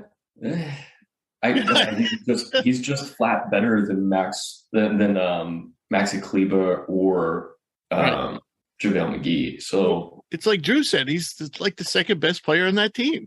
He is straight up the second best player on that team. Right. Except for maybe Finney Smith. I think Finney Smith maybe has an argument. Yeah, sure. But yeah, I mean, I think Poole is a layup. He's going to have a handful of 30-point games, maybe throw in a 40-piece in there. He's going to score consistently, and if all goes well for Golden State, he's coming off the bench all year. That's not changing. Right. Well, don't write off my boy Norman Powell. We'll ask our guest what he thinks about Norman Powell. All right, so now we're going to move on to Rookie of the Year, and this was probably the most decisive vote of anything we took. 7 of the 10 panelists chose Pablo Banchero of the Orlando Magic. Surprisingly, Blake Wesley got 1 vote. And I guess I could understand that based on the fact that San Antonio doesn't have a point guard behind Trey Jones. So somebody is going to have to step up for that team.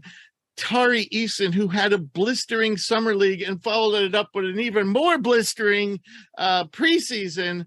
Did I say that right? It was summer league than preseason. I'm telling you, the guy completely played better than Jabari Smith. I'm not saying that that's going to hold up, but I think they got 2 starters there. And one they put at, if they want to go small ball, they go Smith 5, Eason 4. If they want to play big, then they go, Smith 4, Eason 3. Great draft by the Houston Rockets. And then lastly, Jaden Ivey, who we've been a big fan of, though I have personally gone on record is don't expect him to be efficient this year or probably for a couple of years. So, Cam, I'm going to start with you. The odds are that you picked Banchero, but I know you're a big Tari Eason fan, so I wouldn't be surprised if you told me that was your vote. Yeah, no, I took Eason. There was no chance I was taking anybody else. The kid averaged 20 and 10 efficiently in both summer league and preseason. Right. There's no expectation that he's going to have less of a role because there's nobody to fill his role in the whole team, except for maybe Jabari Smith. But he's been out playing Smith, like you said. And Smith was a little banged up too. I think he had an ankle and missed a little bit of preseason. Mm-hmm. And again, it's summer league and it's preseason. So it's like, yeah, okay, big deal if you average 20 and 10, but he did it in both. And the other reason is too, I didn't end up picking Banchero because I kind of think he's going to have some time limits. I mean, this team, like the Magic, they have so many guys at that 6'10" and above size. It's going to be him. They finally get Isaac back. They've got Bol now, Mo Bamba, and I'm forgetting a couple other people. Franz Wagner plays the same position. But I just think they're going to be limited on minutes with them and spacing, which he does need spacing to be effective. If not Eason, I probably would have gone with Ben Mathurin. Yeah, I thought of him, yes. I just in a similar reason for Ivy, like the ceiling of like this athletic, super rangy guard. The thing is, Mathurin has the efficiency already. Like he has it. He has the feel for the game that you need to be at least starting level guard in the NBA right now. He would be my second choice probably, then probably Paolo. But yeah, I think Eason, I think it's his award to lose at this point. I was I don't know about you, Drew, but I was a little surprised that Keegan Murray didn't get at least one vote. By the way, Keegan is a little lame, and I think he's now questionable. I forget what the problem is, but I think he's questionable now for the season opener, but played very well in Summer League, played pretty good in preseason. But I'm not forcing you to talk about Keegan Murray. That's just another thought that occurred to me as Cam was talking. Yeah, no, I mean, I think the issue with Keegan is out of all these rookies we're talking about, he's going to a team with like multiple established offensive hierarchy. Like, however you want to look at it, Sabonis is going to average 20 a game. Fox is going to average 20 a game. Sabonis is a rebounding machine. And then you've got Harrison Barnes who's going to get his. You've got the two shooters and Malik Monk and Herter. Like, Keegan will have great games, and he's looked great, but I just don't think the volume is going to be there. There's going to be a game where he takes a backseat and probably takes 4 shots and has 4 points. And, I mean, they might win, but he's not going to get the volume. And it's very clear to me the Kings are trying their damnedest to break that playoff drought. So I think in moments when they're like, we're pushing for a win, they might even go away from him because they're probably not super concerned with his development in terms of just immediate season. I think he's going to have a fine year. I think he's going to be a fine player. I went with Banchero. I know it's the easy pick. I just think he is the only guy on that offense. And again, a lot of these awards are so offensive based in terms of scoring that can really at all 3 levels get his own shot. And I think at Duke, he was a bit of a ball hog at times, but there were moments where I saw some of the passing potential. And I think there's just enough upside talent around him to where his passing chops might come through in a few games. He's a solid rebounder. And he's got the body. And I think like he's going to be able to, out of all the rookies, I'm probably least worried about Banchero hitting that rookie wall in terms of just like fatigue and wear down. I think he's going to be able to last the longest and will probably be the most immune. Not saying he's not going to have one, but be the most immune to like those stretches of rookie play where he goes the ups and downs. I could very easily see him averaging 15, 16 points, pull down 6, 7 rebounds, dish out 3, maybe even 4 assists, have a solid enough field goal percentage, and just maintain that for the season with a few 25, maybe a 30-point outburst here or there, to where you're going to just be like, yeah, it's going to be hard not to give it to him. Mathurin is my second pick. The only reason I strayed away from him was because, again, we just don't know what Indy's going to do. If they blow it all up, Matherin probably becomes the second option almost instantly. And I watched him in Arizona a lot. He's a 3-level scoring guard who has good athleticism. He can hit from 3. He can get to the rim. He can use the mid-range. So, I think he has the potential to be a dark horse if, a quarter of the way, halfway through the season, he gets to take over a big responsibility. But I'm not going to bank on and bet on hoping a bunch of moving pieces go for one guy when I know right off the jump Banchero's going to get the looks and the volume. Right. All makes sense. I agree. Maverick, what are your thoughts here? Yeah, I picked Banchero. And since we're talking about the hierarchy of scoring on each team, I mean, Banchero is coming in, maybe 2. I mean, you could even argue 1. I know that there's Cole Anthony. I mean, he was their 1 last year. You could argue that he is now the 1 as a rookie. He can score at all 3 levels. The rookie of the year is pretty offensive based, and that also goes into his favor. But also, he's just he can play different positions on offense as well. I mean, I brought it up whenever we did the division previews. I thought they were going to break out a lineup where they had Mo Bamba, Wendell Carter, and Banchero on the floor at the same time. And when you look at that in the preseason, they brought it out. So I think that they are going to bring that out more. I think that spacing is not the greatest, but I think it gives him Banchero the ball more in better positions than he would be at maybe the 4. Especially, looking at the defenseman as well. If he's going to be playing the 4 on defense, he's going to be playing against some bigger guys. That's probably going to play into some fatigue as well with him. So I think that for me, it was an easy vote. But I liked Matherin. I like watching him. And then I ended up writing a Jaden Ivey report, so I'm kind of biased towards him too, because I love watching him too. So yeah. I can see I can see those guys.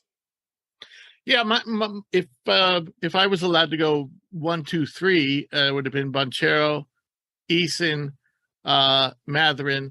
The reason I slightly hesitate with Eason is because Jabari Smith is also there.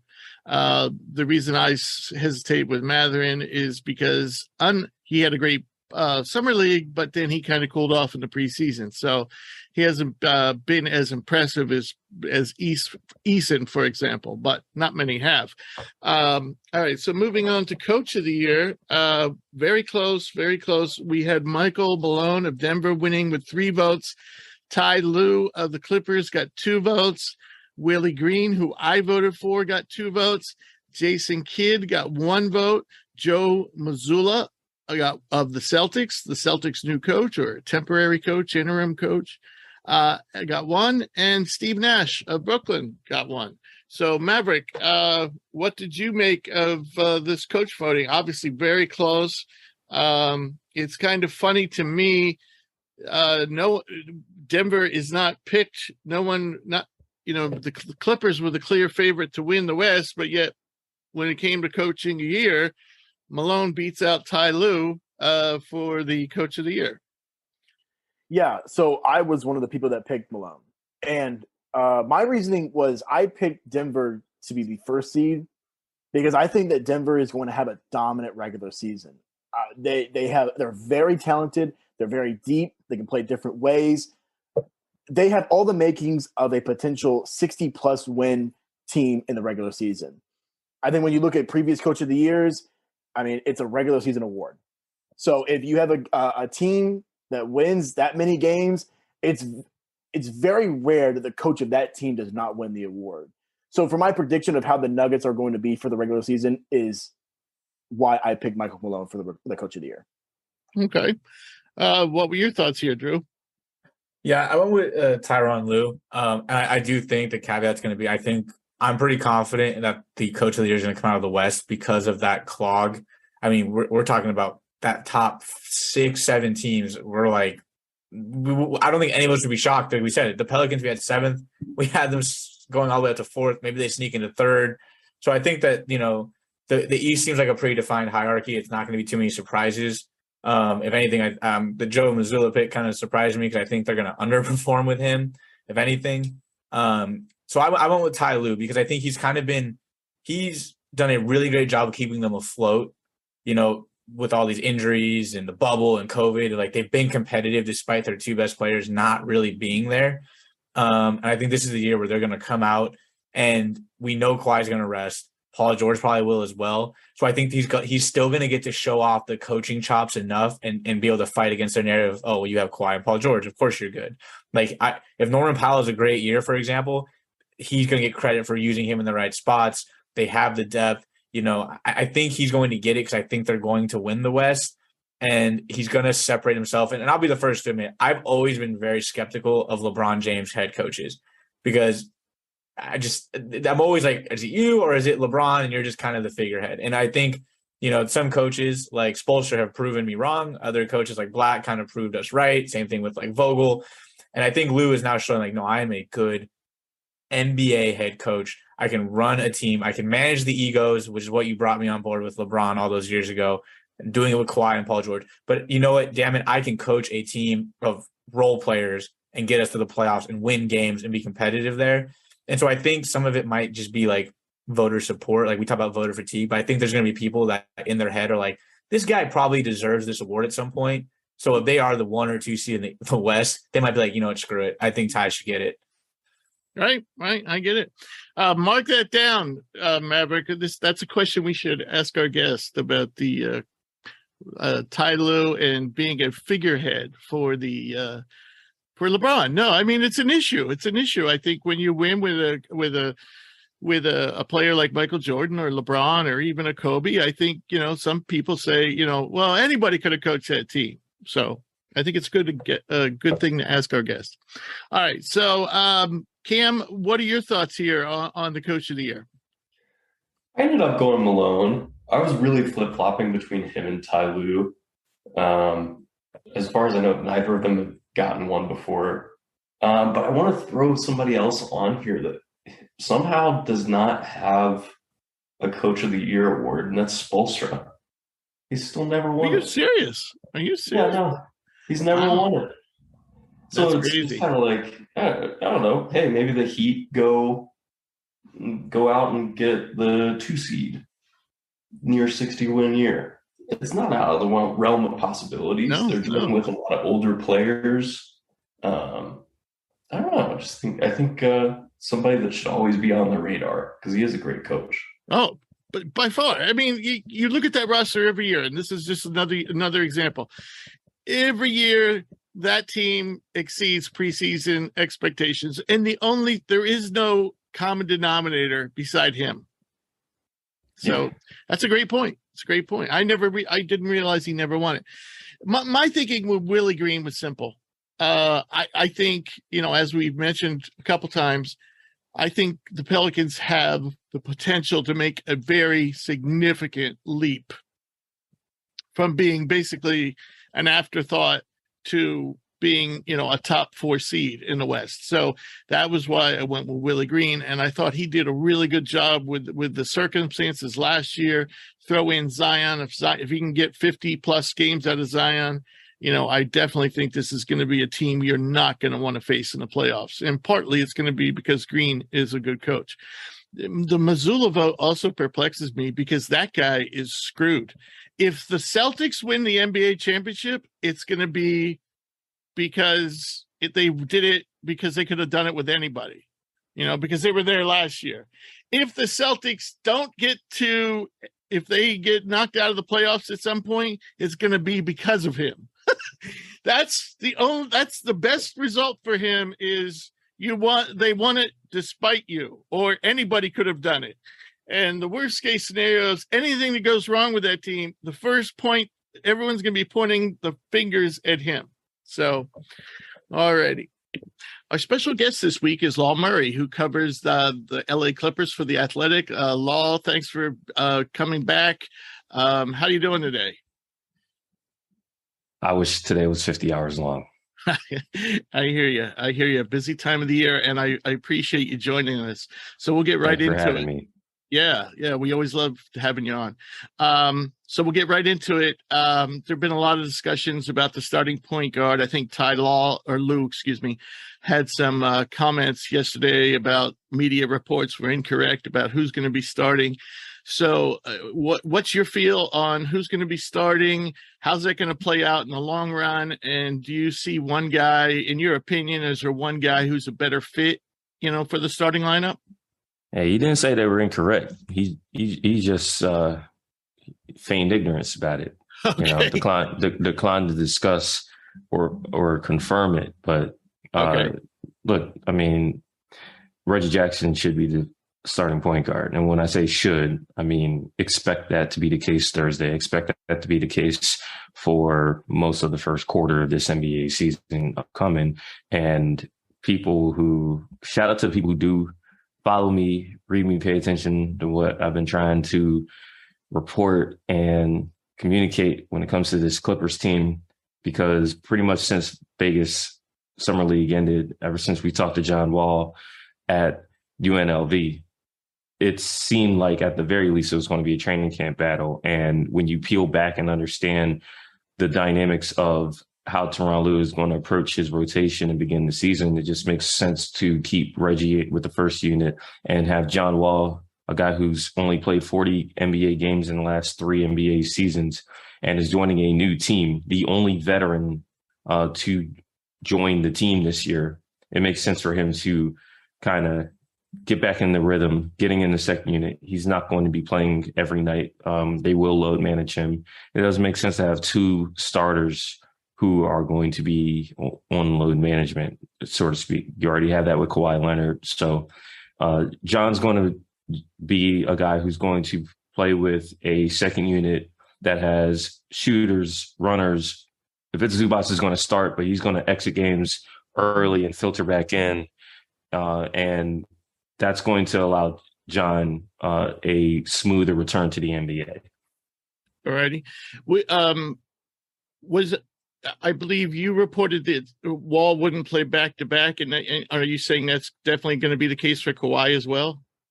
That's just common sense. I don't think Kawhi is ever going to play another back-to-back the rest of his career. Okay. I think people just need to understand that Kawhi Leonard is no longer playing basketball so that he can play on 0 days rest. Like, that's just not happening at all. Like, we saw it in his 20s. His game Thursday will be his first regular season game north of 30 years old. Like, Kawhi is not going to all of a sudden be playing back-to-backs. So that's just I just feel like that's common sense. Yeah, I agree. All right, I'm going to pass you over to Matt. Hey, Law, how's it going? So, I'm doing well, man. So this is my first question. There's a lot of different shot creators on this team surrounding Kawhi Leonard and Paul George. Players such as Norman Powell, John Wall, Reggie Jackson, and Marcus Morris Sr., they've all been on various different teams where they've been successful individually as shot creators. Do you see any issues arising for this team if players feel like they're not getting enough touches or maybe not getting enough shots? Or has this team completely bought into each other as a cohesive unit to really focus on winning an NBA title this year? It's absolutely the latter. You mentioned 2 of those guys, Reggie Jackson and Marcus Morris Sr. Those guys were at the top of opposing scouting reports, and you saw their efficiency nosedive as a result. They've had success in their past, but these guys aren't in their 20s anymore. Might be a recurring theme, but these guys they're not getting their first taste of being on a good NBA team or a team with high expectations. These guys have been on good teams. They played in conference finals or NBA finals. In Norm Powell's case, he won a title with Kawhi Leonard. So even though Norm has continued to get better and has gotten big contracts and has seen his scoring average go and approach 20 points per game, there's a level of sacrifice that makes it easier to accept when you've had some challenges in the last few years. All these guys knew with Kawhi Leonard being in their facility, trying to get back to the point where he hopefully is now, they all had the bigger picture in mind for an extended period of time. It's not just they just bought a bunch of dudes in the training camp, like some other franchises might have done in the last year or two, and try to make it work from there. Like, these dudes have been together and built a cohesiveness and understand what the bigger picture is. So dudes are not going to be tripping about not getting 15 to 20 shots per game. Guys are happy about the fact that they're not going to be, number one or number two on what defenses are going to be trying to take away. Marcus Morris Sr. is very happy to get his catch and shoot corner three back. Reggie Jackson is very happy that he's not running in circles trying to create offense when that's never been what he's best suited at doing. So, and then Norm is going to be highly important to this team as a guy who, when Kawhi and PG are playing, Norm's going to come off the bench and destroy second units. And when more than likely Kawhi, one of those guys, is not playing, Norm is starting, and he's going to be asked to translate that efficiency with more volume. So there's not going to be, I'd be surprised, because these guys, pretty much since the New Orleans Pelicans eliminate them in the play-in tournament, they didn't even take the rest of April off. They made it taking a week or so off before getting back in the gym before the end of the month to get ready for this season. So many guys have been locked in, and again, they're not strangers. They know what it is. Right. And Lakers fans, that definitely was a little shot to you, saying they didn't bring in a bunch of guys who don't know each other. I mean, if the shoe fits, I didn't say anything, but I'm saying it. Yeah, right, I'm saying you own that one. I'm just going. No, I'll take. I'm just here so I don't get fined, man. Our podcast should be renamed "Beat Up on the Lakers." But anyway, who is there any? As you mentioned, a lot of guys are 30 and above on this team. Even Norm Powell's 29. Do you see any of the youngsters making significant strides, or is there somebody on this team that we're going to, at the end of the season, say, wow, I didn't think he was that good, or I didn't think he was going to make this much of a contribution this season? Any young players? All right, so I'm talking about Terrence Mann, Luke Kennard, or maybe even the two-way guys. I'm not saying that they're going to be like starters at the end of the season, but do you see anybody like stepping up more than maybe we expect? Because right now we don't expect anything from the two-way guys, for example. Yeah, and you shouldn't. So I'm not going to even bring those guys up. And Terrence, I mean, no disrespect to Moses and Musa. Moses is on a two-way for a reason. He's going to be a game day two-way, and Musa Diabate was a second-round pick out of Michigan who they want to spend as much time in the G League as possible. Right. So those guys should not figure significantly into what the Clippers have to start this regular season at the very least. And I don't even look at Terrence and Luke as young guys anymore. Those guys have been, Terrence is entering his fourth NBA season and has an extension about to kick in after this year. Luke Kennard is in year 6 and is on an extension, and everyone knows what it is with those guys. Now, right. Are they on the edges of the rotation? Yes. But again, we just saw last year where those guys were two of the most important players on the team. And the team was really good with Luke Kennard on the floor. Luke is too good of a shooter, too good of an offensive movement piece to not have play every night. So that's the situation there. Mm-hmm. And with Terrence, I don't know if Terrence plays every night, but I do know that when Terrence is on the floor, he's going to fill a variety of roles. He's one of the more unique players in the league. Both of them are two of the more unique players in the entire league because of, in Kennard's case, some shooters are just catch and shoot guys and that's it. You have to have a greater appreciation for the guys who come off screens and they can bend entire defenses with their movement. Some entire teams do that. The Golden State Warriors, the Miami Heat, their entire offense has a bunch of guys moving, and you have to adjust to the speed off the ball with how they attack defenses that way. But when you have one guy who can do that in Luke Kennard, it changes how teams defend you. And so Luke's going to have to play every night. Terrence is a guy who can play any position. Last year, he was the nominal backup point guard. This year, they're making sure he can get backup center reps. So he's going to be asked to at 6'5", he's a basketball everyman, and he's going to be asked to do everything. Maybe it's how they're being used that might be a surprise, but those guys are, in my mind, those guys are established NBA players. So there's not a lot of youth and surprise coming with this team. Everyone knows what it is with this personnel. Right. All right. I'm going to pass you back to Mav, and I think you touched on some of the things he's going to ask you about already. But yeah, whenever you mentioned that Terrence Mann was going to get some backup 5 minutes, it kind of relates back to that. So my question is, in 2021, the Clippers beat the 1-seeded Utah Jazz in the playoffs.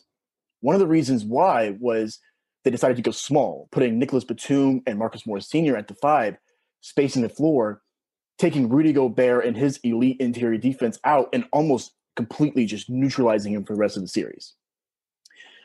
My question is, do you see small ball as more of an option for the Clippers this year? And who would you like? What 5 could you see being in a small ball lineup this season? Well, I think we gotta say small ball in like quotation marks or some kind of asterisk, because these dudes are they're not exactly small. You know what I mean? Like you got the biggest guards in the league, the biggest point guards in the league, pretty much between Reggie or John. And there's going to be lineups where they have 5, 6, 8 guys on the floor. Like their nominal backup center is going to be Nicholas Batum, but you can literally throw 4 other dudes in that mix. You know, Marcus Morris, I don't consider him a 5 option because he's going to start at power forward, but if he's going to defend centers, so that's what we're going to refer to that as. Robert Covington, same thing. I just mentioned Terrence Mann. I don't think Amir Coffey is going to be a 5 per se, but he's definitely going to be playing in the front court more often. And that's before you get to one of their options that are on 2-way contracts. So if it's a Zubats, it's going to be a guy who, honestly, he's going to start, but we should almost treat him like a reserve because he's going to get yanked when Ty feels like he needs to go small. And Zoo is going to be going up against a lot of second units. This team's identity, one of their primary identities, will be not having a traditional center on the floor. And it's going to be something where I expect them to be better at it this year than in previous years with Ty, because when Ty wants to go small, it's going to be with Kawhi Leonard. And unlike last year, Kawhi Leonard is available. And unlike 2 years ago, this isn't Ty's first season being the head coach of this team. He's not trying to implement and rework an entirely new system. Like, one of the biggest misconceptions was that Ty Lue is going to basically be Doc Rivers 2.0 stylistically and schematically as a head coach. And that has obviously not been the case at all. So that comes with lineups, that comes with how those lineups play on either end of the floor. So going small, we overreact to this all the time. Like, there's a bunch of teams that are not going to have a traditional center on the floor for significant portions of the game.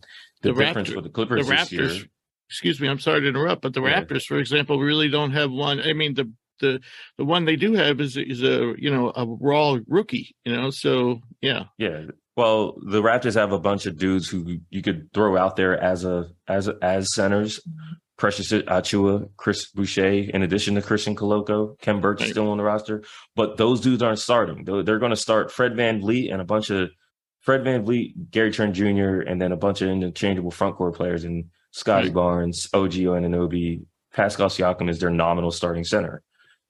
So, like, yeah, when the Raptors, for example, feel like they got to go big, they have options, and that's going to be their team. The Raptors are a team that really doesn't have any guards that they trust off their bench. Whereas the Clippers, they have guards, they have wings. They're going to have some of those wings play up a position, and it's going to be a thing where they're working on it early, whereas they weren't able to do that at all last year, and they had to kind of do it on the fly the year before. Right. So let me ask you this. Are you fearful come playoff time do you think there's enough true center type guys to handle like Jokic, Embiid. I know Embiid, you'd have to meet him in the finals. But let's just take Jokic, for example. Is there any talk like maybe we should have another big in here, to handle Jokic? I mean, you talking about April, May, and June when we yes, I am. we in October, man. We not even going to talk about that really until wintertime, and winter doesn't start until late December, even here in California. So they are going to roll with what they roll with. We're going to have a pretty decent sample size by the time Christmas rolls around, and we'll see what the Clippers feel like they need to recalibrate. If they do need to upgrade, they have several different ways to do so. They have tradable contracts. They have an open roster spot. The 10-day market will open up. The buyout market will open up. And that's going to more or less dictate.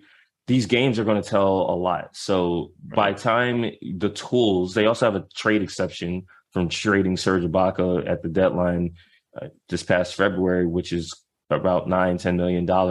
That's another tool that Lawrence Frank has to potentially upgrade the roster if necessary. Do you know when that expires? Do you know when that exception expires? At this next deadline. So okay. They acquired that exception in the February deadline. It expires in February 2023 at the deadline this year. So in other words, there are many different avenues that the Clippers can take in order to upgrade the roster if necessary. They might feel like they need another center. They might feel like they need just another big body, a true power forward, a younger, more athleticism. I think the bigger concern with the Clippers isn't size or height, it's athleticism. So, but when it comes to defending specific guys, they're going to see how they match up. We're going to see Jokic and Embiid, and we're going to go from there and see how they match up with those guys. The Clippers have had success with them last year. They didn't have success with them last year. The year before, they had success against Joel Embiid and Jokic. They had games where they didn't. And so you use the regular season, especially the first half of the regular season, to get an understanding of where your team is and perhaps where it's going. And then you go from there. Right. So Law, we recently conducted our annual Fearless Forecast, and the results had the Clippers coming out of the West. However, we had a tie for the NBA championship. And that tie was between the Clippers and the Bucks. Could you break that tie for us? Yeah, I would go. I would go the Bucks there. Wow. Yeah. Wow. I think the Bucks, and I mentioned this in a piece that I wrote reacting to the Athletics expert predictions, and you got to understand the Bucks are under Mike Budenholzer far and wide the best team in the NBA. And during the regular season. So far, they've only got one title in the 4 years to show for it, but I think it counts all the same that you won a title. And last year, we all saw what happened. They lost a Game 7 on the road really, they had a 3-2 lead in the semifinals. But, that Game 7, everyone's like, oh, you had Game 7 on the road because you didn't want to play the Nets in the first round. Reality, it doesn't matter. The Bucks could have ended it at home. They just failed to do so. Right. And them failing to do so was partly because primarily they were playing a really good Boston Celtics team, and the Celtics rose up. Jason Tatum had a performance for the ages to force a Game 7 in the first place. I don't care where the series ended. The fact of the matter is, if you have a 3-2 lead, you've got a chance to end it at home at some point, and they can get it done. But they also weren't playing with a full deck. Chris Middleton, a guy who was arguably their most important player in the previous year's Eastern Conference Finals. Obviously, the Bucks had to finish the Chicago Bulls off without Chris Middleton, and they played the entire semifinals without Chris Middleton this past year. Chris Middleton won't be healthy to start this year, but obviously he'll be back. Brook Lopez is hopefully going to play a full season. They have their entire roster back. I think if they get into the playoffs, they've had enough failures, all different reasons, the bubble, playing against Kawhi Leonard, obviously playing without a full deck last year. Even the year they won the championship, obviously Giannis was hurt and wasn't able to finish an entire series. And The Bucks understand what it takes to win both in the regular season and the playoffs, and I would trust them more than any other team in the league, except maybe the Golden State Warriors. Okay. Surprising answer. I was, we had 10 people answer the survey. I was the only person, to my surprise, who picked Norman Powell for 6th man of the year. What do you think? Make of my pick? Yeah, I would have went with Norm. Norm is the one Clippers award pick that I would say with my full chest right now. Like, just because his numbers are going to be crazy, and one thing I've learned about NBA voters is they don't pay attention. So Norm could mess around and start 20 games and boost his scoring average, and all people will look at is his full season stats. So Norm will have that going for him. Norm's going to have a huge role. Like, of those guys who, were new to the team or coming back from injury or whatever, Norm's the only one who's not 30 yet. Norm is squarely in the prime of his career and still has more to show. And on this team, with the spacing that he's going to have and the improvement that he puts into his game, like, dude is a point a minute. It doesn't matter. He gets to the Clippers his first week. And with the team, he was dropping 20-point games. He comes back from injury. He's dropping 25, 20-point games. Preseason, he played one preseason game. He played 2. His first one was terrible. He only made 1 shot. And then he missed the third one with a minor rib injury. He comes back, and the team didn't play well, but Norm put up 34-some points in 25 minutes efficiently. It's not about, he makes it look. It's like he's getting the best shots, and he can get to the free throw line, and he can shoot. Like, he's a butter knife, and it's just going to be incredible watching him not just score, but score for a team that will need his explosiveness when other teams are paying attention to Kawhi or PG. All right. I appreciate your support backing up my answer.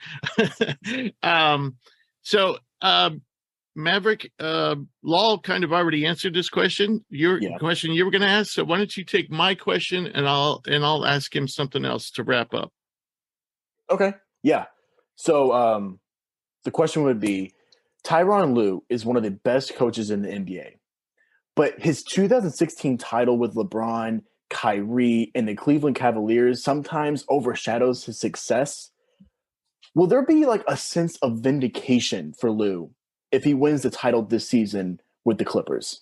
I don't know what vindication Ty would need. That reminds me of Randy Moss going to the Patriots, dropping 3 touchdowns on the Jets in his first game, and then saying when some reporter in the locker room asked him if that revitalized his career, Randy responds, "I don't need to revitalize nothing. Y'all know who I am." Like, people should know who Ty Lue is. Like, dude won a championship in the craziest way possible. He was a mid-season replacement for a head coach that went to the finals the year before, took a number 1 seed, and was down 3-1 to a 73-win Warriors team and won that title. Like, and then he went back to the finals 2 more times in a row, and who knows what would have happened if, we all saw how Kevin Durant changed the entire league, not just the Warriors. And we all saw that Ty Lue, with much less than a full deck, dysfunctional organization, LeBron James in the contract year, Kyrie had forced his way out, Kevin Love was declining. They get damaged goods in Isaiah Thomas and sign damaged goods in Derrick Rose and sign a guy in Dwayne Wade who is obviously at his twilight, and they flipped that entire roster down 2-0 and 3-2 to the Boston Celtics in 2018, and they made the finals.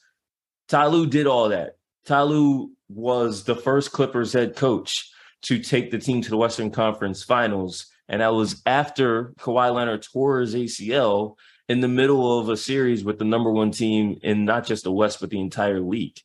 Like, they went 42-40 last year with Kawhi missing the whole season and Paul George missing 3 months. Like, I don't know what validation Ty Lue would need. I think people need to reassess how they're looking at Ty Lue. I think that's really what needs to happen. Whatever happens this season, and if the Clippers make the finals, then I think that's exceeding my expectations at the very least. But like, what happens this year? Ty's going to do him, and I think we got to reassess how we're looking at coaches and who they coach. That's all. Alrighty. Last question, Law. You're a Philly guy. I'm a Philly guy. So I'm super excited about this season. I don't remember being as excited for an NBA season in a long time. I just want to know, just wrap up your feelings. Your team is looking like, one of the top 3 teams, maybe 4 teams in the league. How are you feeling? What do you expect to I mean, just kind of sum up your feelings, your excitement for this year. Guarded excitement. Very, very guarded. I cover the LA Clippers. I never get comfortable. The next crisis is right around the corner. And so I have a healthy reservoir of the bottom falling out, and anything more than that is a bonus. I promise you that's not pessimism. First of all, you don't got to worry about pessimism with me because I don't root for any teams really. So I'm pretty I don't let my emotions really take over how I feel about pro basketball. I just can't do that to myself, and I won't do that to people who read me. I don't want to get too high or too low. So like I said, guarded excitement, has heavy reservoir for anything unfortunate that might happen. And I think the Clippers should have a lot to look forward to, but there's a lot of work to be done to get to where they think they want to go. And that work is going to have to take place over a significant period of time. We're talking 6 months until the playoffs start. And what they're trying to do happens in the playoffs. They'll be judged in the spring. And so it's October, man. I'm just trying to find some solid ground and go from there. Pace yourself. Exactly. All righty, Law. Well, I appreciate it. Again, it's always great to talk to you. Always give us all kinds of great information. And folks, make sure you read Law's articles on The Athletic. Your updates are almost daily, right? You seem to have almost a column every day, right? It might seem like that. That's definitely not the case. Okay. Yeah, I definitely count my stories. You're not going to get a 30-story month out of me. So just if it seems like that, then I must be doing something right. But nah, I gotta. Like I said, I can't burn myself out. But nobody knows the Clippers as well as Law, so please check him out on The Athletic. And Law, once again, I really appreciate you taking time out this morning. I know it's a busy time, and enjoy the season, buddy. Thank you. Same to you guys. All right. Take care. All right. So it's time for the mailbag. And last week it was packed. Not so many questions this week. Excuse me. Benny asks, you guys talked about Jared Butler last week. Surprised he was cut by the Jazz. Well, if I start off with this one, I'm going to say absolutely surprised. The only thing, Jared Butler, before he got hurt, before the draft, we were looking at a guy that was probably going to go somewhere between late lottery and late first round. So somewhere, say, between 14 and 30, ended up going around 40, I believe. I think he's 40th. Mm-hmm. Butler has never lived up to expectations. But if you look actually at Baylor's, the trio of guards, Davion Mitchell didn't live up to most expectations, though I thought some were way too high on him last year. Oh, yeah. Including the people at ESPN who were just gushing over him to me, and I didn't quite get it. And who was the other 3-point maven for Baylor? Maceo Teague. Teague. As far as I know, I don't even think he's on a roster. I didn't see him. Pretty sure he's not. Yeah, no NBA team picked him up, and I'm not even sure he's with a European team. So I don't know if he's hurt or what. But he didn't play so great in the G League last year. The other thing that's odd about Baylor guards of late is think about how many of them have been injured over the last few years. They may look into their training, and I say this sincerely. They might want to look into their training. Now, I don't know what the news is with Butler today. I expect somebody to pick him up and put him on a two-way. But any other surprises for you guys? Guys that were cut or guys that were kept? I think I just on this one, Rich, I'm definitely surprised because of it being the Jazz. Had this been like a team that was contending or pushing for like a playoff or even a championship spot, if you got cut off Philly or the Warriors or the Celtics, I'd be like, you know what? They just don't have the time to wait for you because they're in it now. But the Jazz could very realistically be another one of those teams that are the worst team at the end of the season if they trade away some assets. And Jared Butler's the type of guy you keep around. If he pops, fantastic. If he doesn't, costs you nothing. Then you give him the snip and you move along. I don't agree with this. Like, you are a team that should be looking to acquire young talent. Like, I get it. Wembanyama is coming and Scoot Henderson's coming, but you need to surround them with other players. Maybe Jared Butler ends up being one of those guys. I just don't agree with this. Like, you're not playing for anything this year. You're either delusional if you think you're going to contend, or you have such rose-tinted glasses on this upcoming, couple of prospects that you're ignoring the fact that it's a 5-on-5 sport. I don't care if you end up with Victor Wembanyama. If you're surrounding him with a bunch of nobodies, you will not win games. So I just disagree. I would have given him a shot, at least into the regular season, see what happened. Unless there might be something we don't know in the fence. Maybe there's some internal stuff, whatever. Maybe there's an injury we don't really know about. It just seems kind of that's the one thing too cavalier for me. Beside the issue, if I'm remembering correctly, you have to forgive me, guys. I cover thousands of players, and so to remember all their details. But I think he also had a heart issue that he was cleared to play, and Baylor knew about it when they recruited him. But I'm wondering, could that have popped up? Could that somehow be contributing to his woes, as a pro? But like I said, Davion Mitchell, Maceo Teague, it's not like they're lighting the world on fire. So, maybe Baylor is one of those programs where the sum is greater than the parts. Meaning that that they're taught to play great team ball, but then when you split them apart, put them in a different system, maybe they're not as talented as we thought they were. All right. Any other thoughts before we move on to the next question? All right. Next question is from Rodney, and he says, "I am a Thunder fan. Love Josh Giddey. Do you think he could be a top tier point guard in the West one day?" Well, I voted for Josh to be the most improved player. Do I think Josh could be an all-star? Well, maybe. I think he's going to be a solid, very good, steady point guard that you want to surround with some more selfish score first guys. So I think they're going to need, with Giddey, and even Shea and Chet, I think they need one more really dynamic scorer.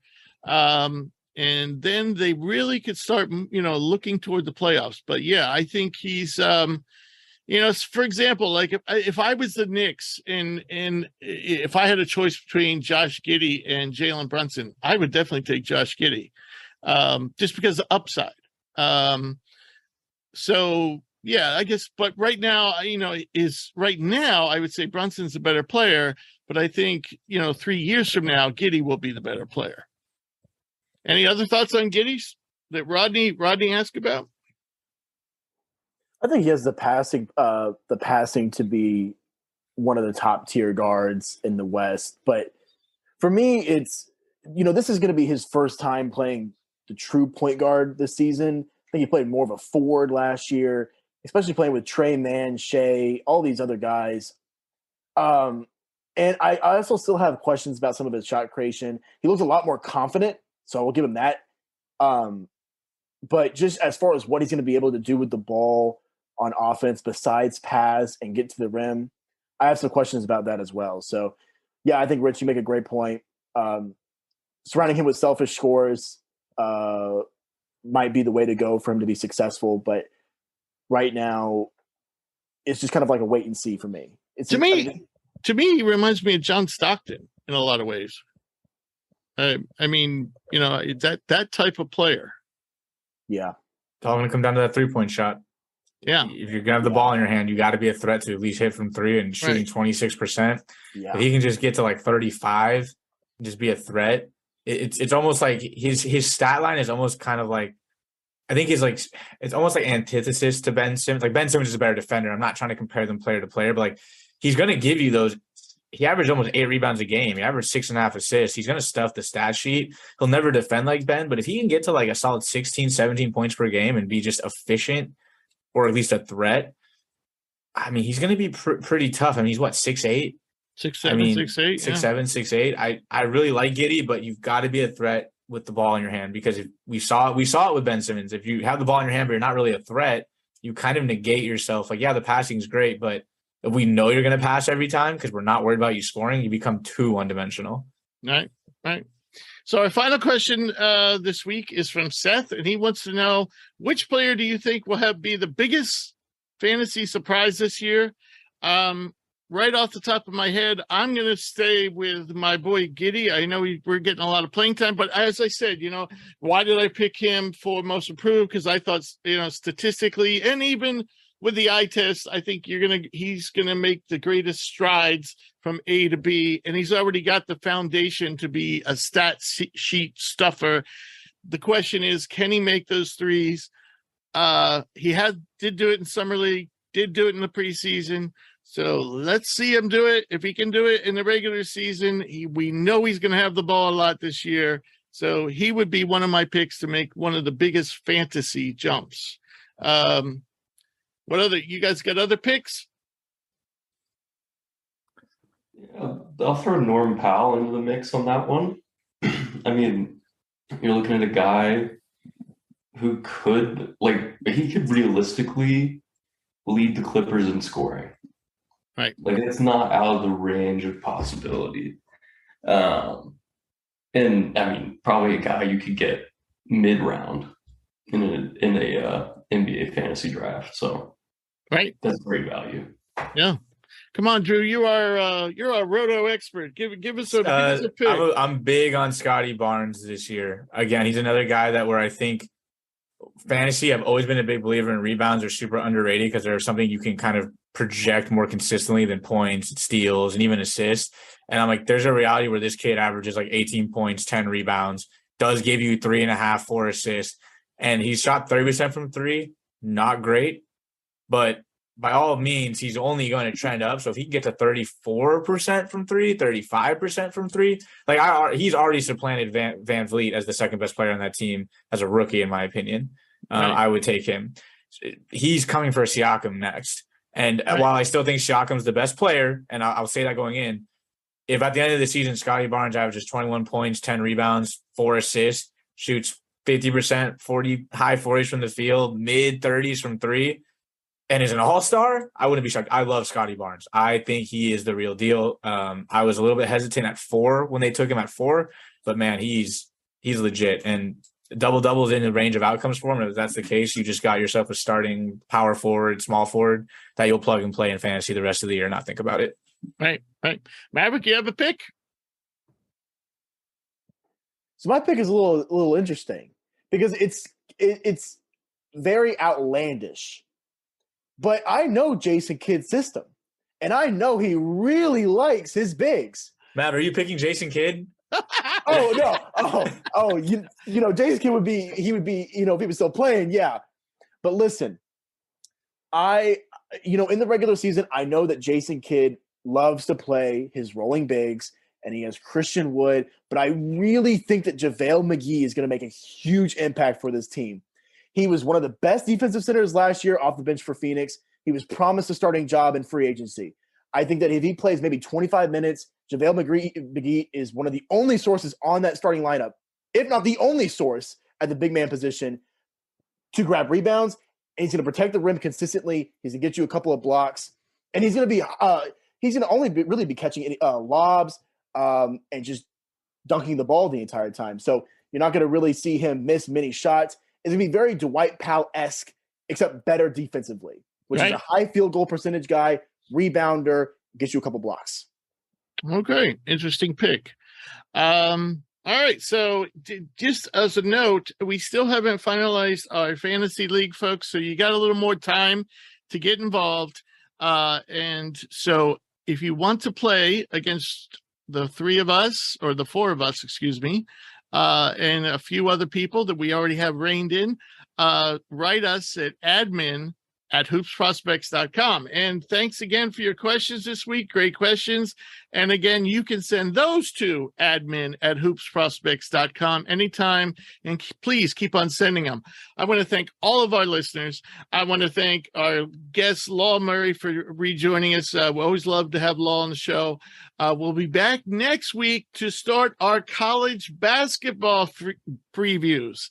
We're going to go conference by conference. We'll probably do a couple conferences per episode till the season gets rolling. And we'll also, along the way, be discussing the best pro NBA draft prospects in those conferences. So stay tuned for that. Come back next week, and we'll see you soon.